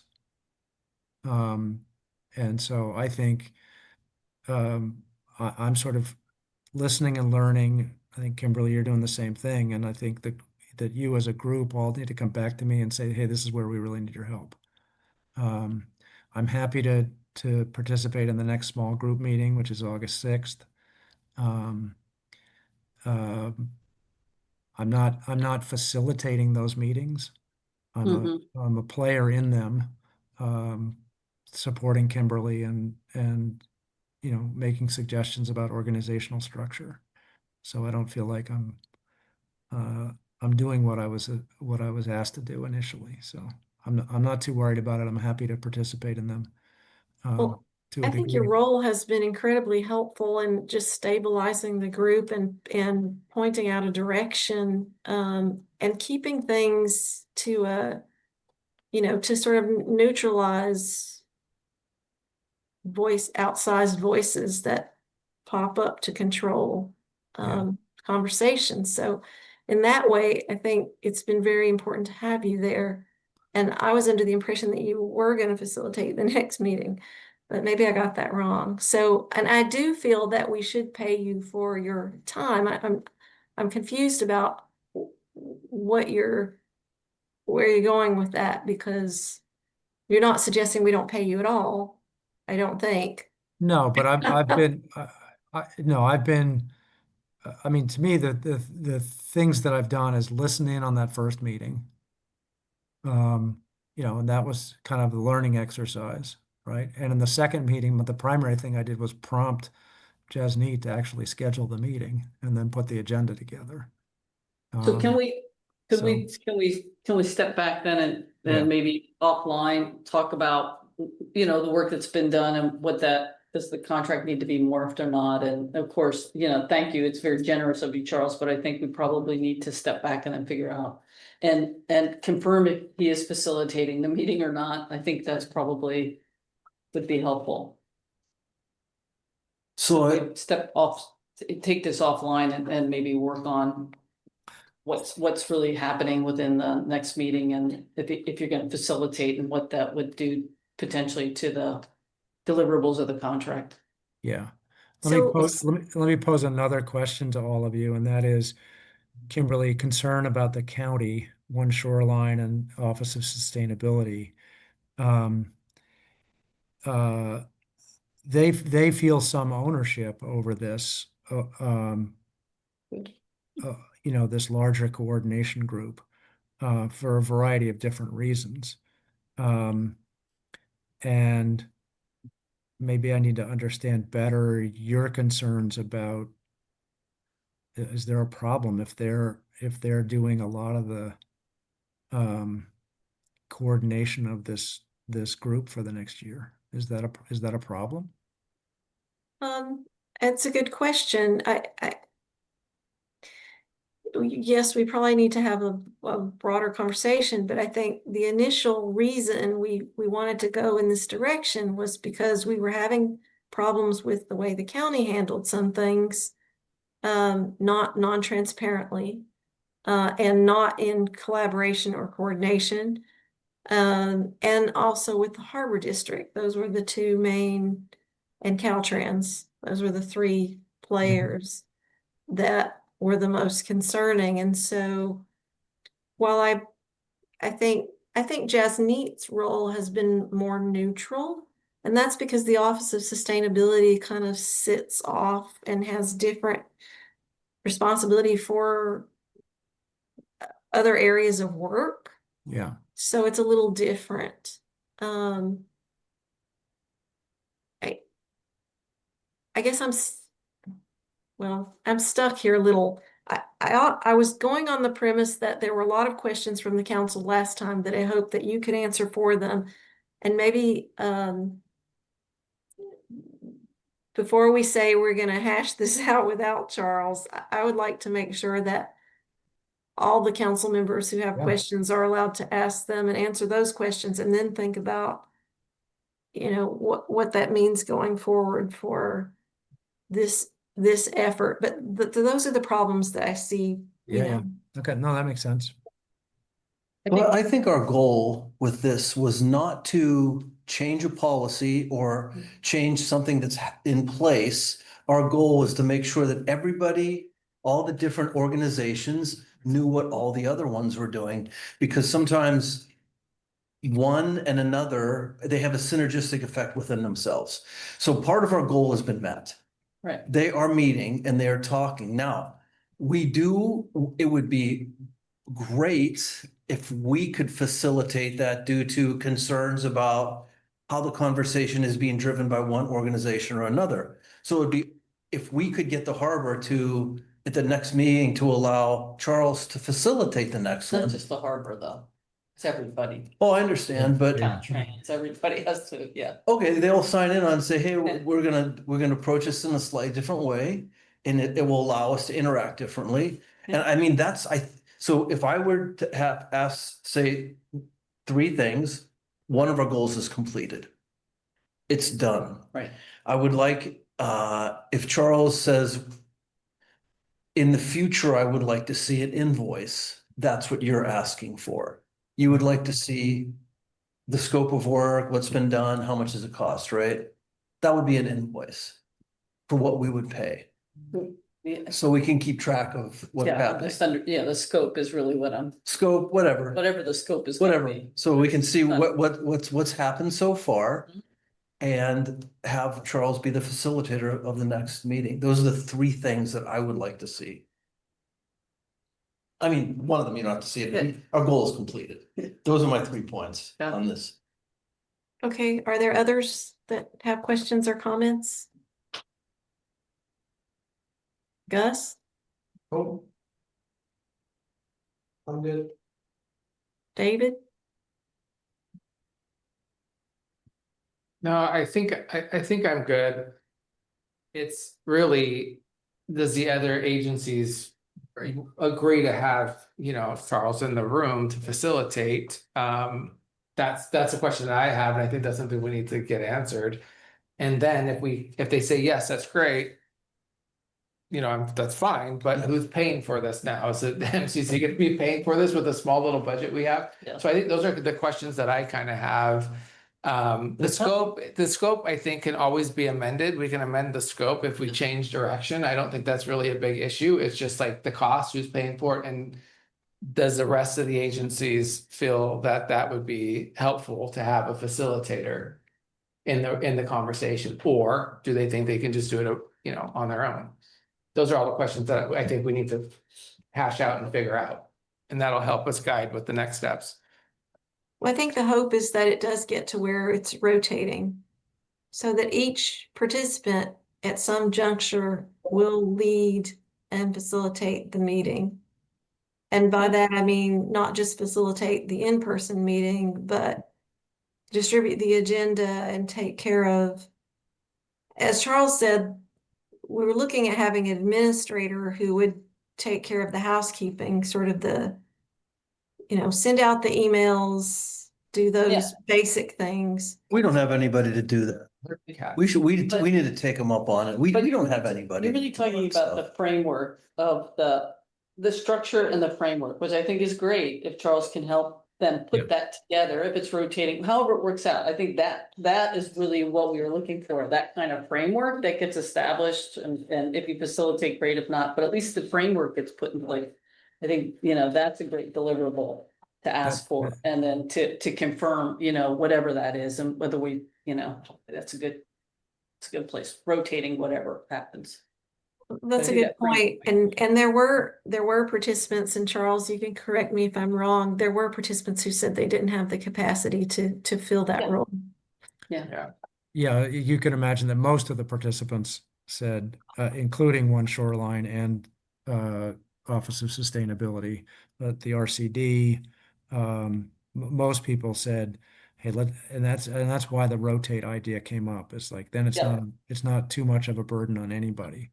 But the risk in the rotation is that things fall through the cracks. Yeah, There's not an ownership. We have to have a good framework in place, right, to make sure that's done, so. But at the same point is that they're starting with a fairly light touch coordination. So that it's not a big heavy lift for anybody to really think about what are the ratios we're trying to facilitate and that sort of thing. They're just, the group isn't at that point. But I think your point is well taken. I think there's been good progress in setting some structure in, at least having a discussion among the small group about a structure that would work. Yeah, I would just say that I would like some more to talk more, maybe, and that's a conversation not to have at this meeting, but about how we address the competing dynamics, right? So what happens when you still got an agency or two agencies that want to control the conversation and want to get out in front of everything towards their own ends. How do we set it up so that is balanced, so it doesn't occur? Yeah. Is that even possible? Well, I mean, fundamentally, I think the origin of that is that, each of us feels like we are better able to move faster and get things done if we didn't have to talk to other people, right? That's just not the nature of, planning projects on the coast, right? Right. And I think people recognize that as well. Oh, we need to coordinate. We need to share information so we know what's going on. We want to be sensitive to the community, and we don't want to overburden them with a lot of public meetings. So I think people see the benefits of it, but you're fighting against human nature or organizational nature, right? It's like life would be easier if I didn't have to coordinate with everybody. So that So it rather just than. it takes a little while to build that trust. So then rather than, a particular issue, then would it seems to me it might be helpful, as Kimberly is suggesting, go to the next meeting and help the, not necessarily that you had to facilitate, but maybe recommendations of a structure of the organization, this, coalition and how it could operate to be successful. Is that something that you Yeah, can do? that's in the works from the small group.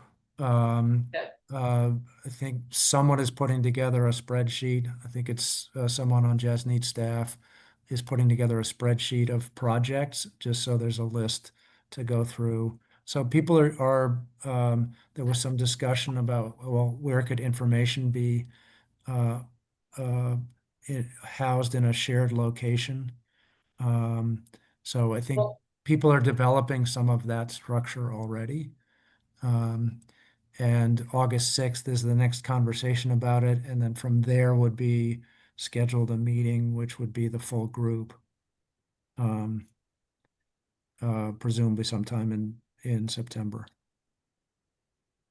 Okay. So, folks, where do we want to go from here?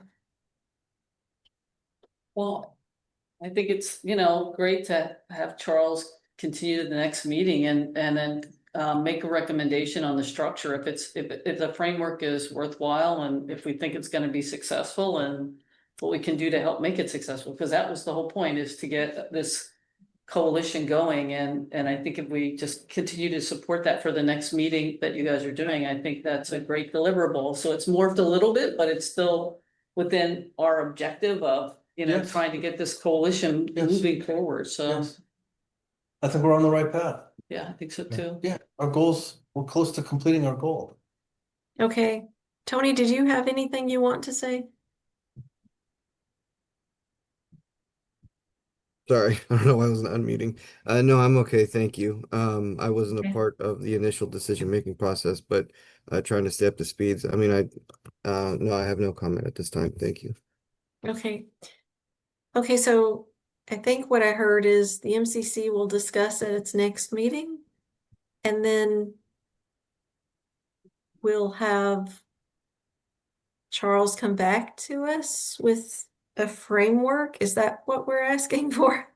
Let me here. What I can do is maybe after the August 6th meeting is I'll write up just a note to all of you about this. This is what I've done and participated and where I think I've contributed. And where I think things are. Yeah, your recommendations and recommendation. Yeah, recommendation. I think I can do that after the August 6th meeting. When's your next meeting? It's sometime in It's the August. day before, the 5th. I believe it's August 5th. Okay, all right. That's not helpful, but Okay, afterwards is fine. That's fine. And we can Afterwards. decide if we think there's any particular hot topic we want.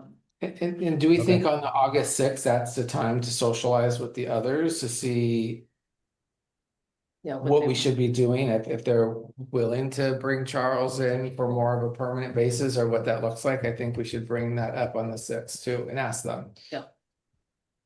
Makes sense. Because then it gives us. Okay. Are we gonna have public We're comment? gonna move to Public adjourn comment? right now. Public comment? Just a I'm gonna moment. move to adjourn. Just a moment, please. Do that. So we do have to take public comment, and there's one hand raised. So Dan, please go ahead. Timer. 3 minutes. Thanks, Scott. So I just want to say that parking has in no way been resolved yet. The death trap blood red asphalt bike lanes that Caltrans wants to put in will remove over 200 needed parking spaces that, I repeat, has in no way been resolved.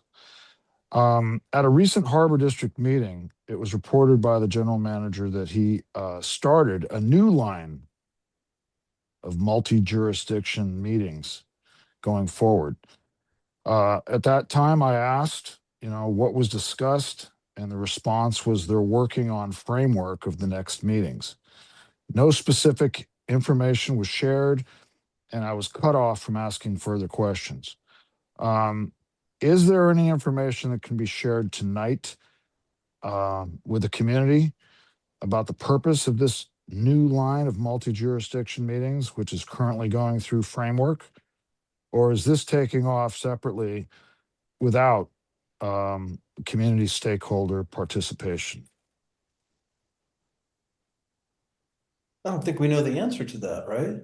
Thanks, Dan. Well, I can tell you how I see it. I mean, I I think that the community participation comes from the MCC's involvement. I mean, that's a question Are you involved? yes, we have a seat at the table. That was one of the goals. Because they told me that not everybody was invited. And I'm assuming that they did not invite the MCC. Who is they again, Dan? Could you repeat who Dan? The Harbor District, the general manager of the Harbor District, the last thank meeting. I have no idea what he meant, but Yeah. the last meeting, the MCC has had a seat at the table at both the main large group meeting and the small group meeting. Well, based on him saying that the last meeting that they had, they were working on framework, That's the tells me that it's a whole new line. And, I have no idea what they're talking about. Can I, if I could, Kimberly, Sure. yeah, so Dan, there was a meeting in March, and I believe that's the meeting that Jim is referring to. And that was initially called, people were invited to that by Caltrans. And it included many, if not all of the agencies working on projects in the Midcoast area. So that was the first meeting, and people shared information about their projects. And from that meeting, the group agreed to have a small group begin to talk about what would be the structure and organization of that type of coordination meeting on a regular basis. So far, people have been talking about quarterly, where the agencies get together. Kimberly was at that first meeting in March. She actually sat next to Jim Pruitt. I participated remotely. Then there was the follow-up small group meeting. I don't remember the date of that. I participated in that. Kimberly participated in that. The next small group meeting that's talking about the structure of what this coordination could look like is on August 6th. And Kimberly and I will participate in that as well. Okay, well, I'm not convinced that we're talking about the same line of meetings, but we'll just have time will tell, and keep following the Harbor District meetings and find out whatever I can find out, but they're not being as transparent as I would wish that they would be. Thank you. Sure. Thank you, Dan. Okay, shall we wrap up this item? Yes, please. Charles, is there anything else that you want to add before we let you go? No, that's great. I appreciate the feedback. That's very helpful. Okay, thank you. With that, then we'll move on to the next item. And my apologies to Nicholas Calderon if he's still with us.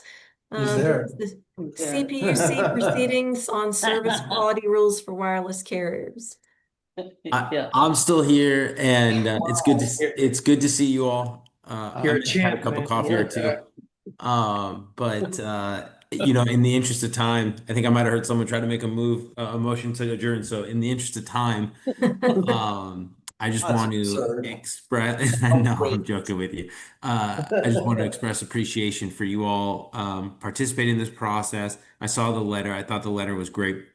I will say, as you all know, with the role that I'm in now, part of it is enhancing services for the unincorporated areas. So obviously that includes the Midcoast. And I think one of the biggest focus areas for me is our infrastructure, and that includes our telecommunication. And so I think you're going to hear a lot more from me. I know you're going to hear a lot more from me on how we can better engage in these CPUC rulemaking proceedings as they have very impactful, um, uh, as if, sorry, I'm a little tired. As you know, essentially the outcome of the rulemaking process has big impacts on how telecommunication companies have to manage their assets. So the rulemaking proceeding before us today, or that the letters regarding, is all about treating wireless service providers similar to wireline service providers. And so, one of the big requirements here is that when service goes down, they have to reestablish service within 24 hours of service going down. Um, I will be speaking at the CPUC meeting tomorrow. And as part of that effort, one of the other asks that I'm going to have is actually to amend the exemptions outlined in General Order 133 to reduce the amount of exemptions that currently exist. So, with that said, I think the letter that was drafted and that is before you today is perfect. I really appreciate the effort to get that drafted. I appreciate the MCC willing to submit that. And I will be back before you all probably late August on another rulemaking. But as for this one, again, this is just the first of many, so I appreciate you all participating. And again, I'll be making very similar comments to what's in your letter tomorrow at the CPUC hearing. Great. Does anybody have questions for Nicholas? Do we have to approve a letter? Yeah, we have to. We have to approve the letter. Okay. I make a motion. Tomorrow's the last day for public comment for this rulemaking process that Nicholas brought to my attention, and so that's what we started to draft a letter. Tomorrow's the last day for the open public comment, so we'd have to submit it in writing to them by tomorrow. Okay, He's you gonna just moved to. I made a motion to approve the letter. Second. Done? Okay. Yes. Do we have any public comment on the letter? I don't No. see anything, but I have to ask. No. I don't see any hands raised. Everybody No dropped hands off. raised in the room? There's somebody in the room. There's nobody here. Yeah. Okay. All But- right, then but it's please been out there. proceed. I heard a motion and a second.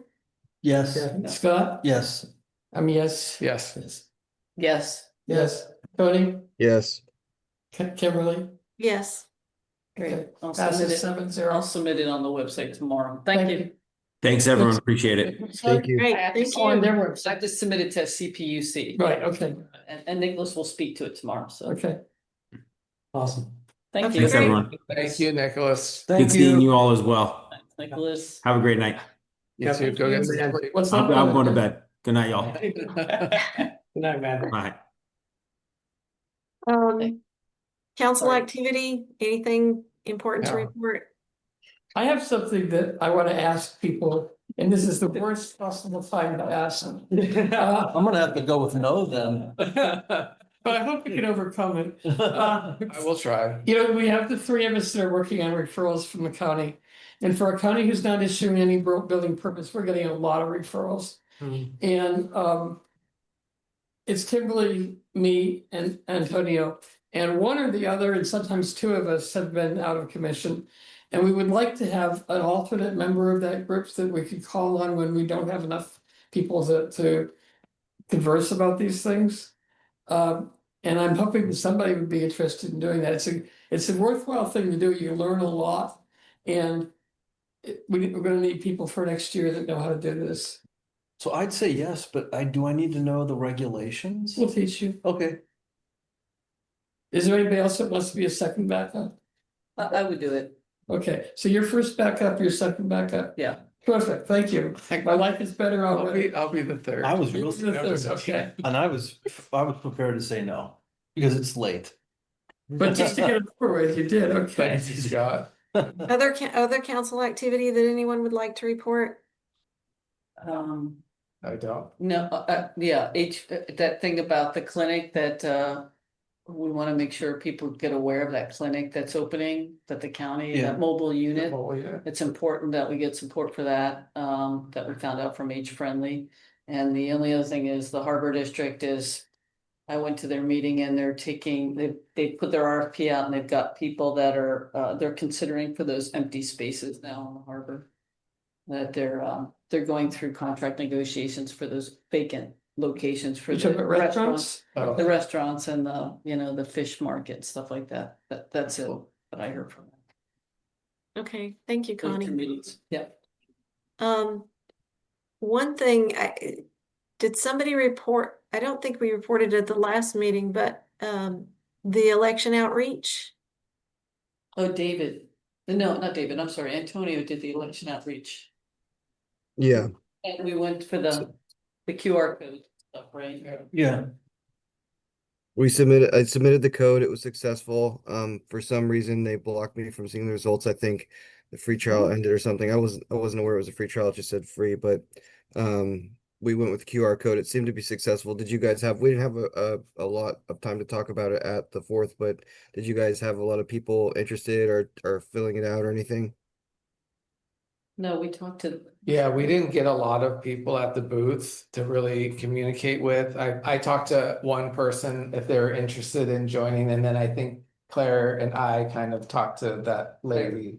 You mean me? I'm sorry, Connie. It's late. That's my act. Yeah, you were there too, Claire. But yeah, No, I'm doing business things up. yeah. So yeah, we didn't really have too much reach. Yeah, there wasn't a lot of. it was a great event, but we had little activity, I would say. Correct. Yeah. We realized we needed candy or something. Yeah. I think Ramen, we need to yeah. refine our approach. We Okay. need food, candy, handouts to get people to the Yeah, table. we need Yeah. select- I think a second part of the plan was we were gonna try to maybe go to post offices and do a similar setup to ask. I was thinking that, maybe I'll make some cookies or we'll have some candy or something. I don't really know what we can or can't do, but just spitballing here, like, to have to draw people over to the booth. Because I've had a couple people say, oh, you could do it at the post office, that'd be a good spot, but again, it's just been difficult to find the time. Okay, so my question is, we have limited time now. I think mid-August is the deadline, right? It's coming up fast for people to cast their hats in the ring. It might be August 15th. I'm not sure about the date. So should we go out in front of the post office again with the flyers? There was a flyer, right? You just. Yeah, August 7th, August 7th. August Really? 7th. Oh, Yeah. closer than we thought. So Tony, were you able to change the can you change the flyer so we take off the information, the superfluous information that was on there that we didn't need? I changed it to whatever we had agreed to, so if it needed to be changed again, I haven't done that, but whatever we had agreed to before is what I made the changes to. And have we posted those to public spaces, post offices and others? No, they had different information on it. Wasn't the MCC information. What was on that flyer? Something, yeah. But We we do. could post, right? Tony made edits. Yeah, After the parade? correct, yes. Yes. Great. He said, that's what he Oh, just okay, said. great. Then can you send that out? We can post them. Sure, yeah, I can try to send that out in the next day or two. Okay, so I don't want to get too far in the discussion here because this is not an agendized item, but I'll certainly agendize it for the next meeting, which is going to be perilously, well, it will be after the deadline is passed. So Is it possible to just go out and sit by post office? Does that have to be on an agenda and approved, or is that something we could just go do? yeah, yes, you can go do that. I mean, whoever the group is that's assigned to this perhaps needs to step up their activity if they can. And Michelle Dragony has offered multiple times to help, so I would encourage you to reach out to her. Tony, if you give me flyers, I'll go around and post them wherever I go. Okay. I think we should all kind of do that. Okay. Are we good There we there? go. Yes. Okay. Any other council activity that needs to be brought forward? I think so. No. Any future agenda items to add that aren't already there? Well, the three things we just talked about from this meeting are carrying over to the next meeting.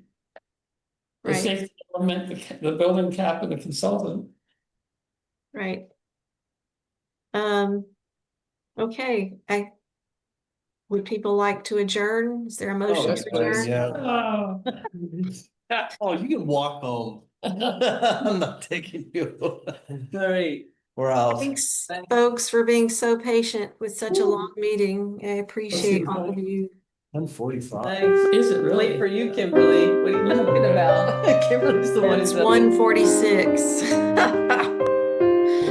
Yeah, so I'm headed to bed.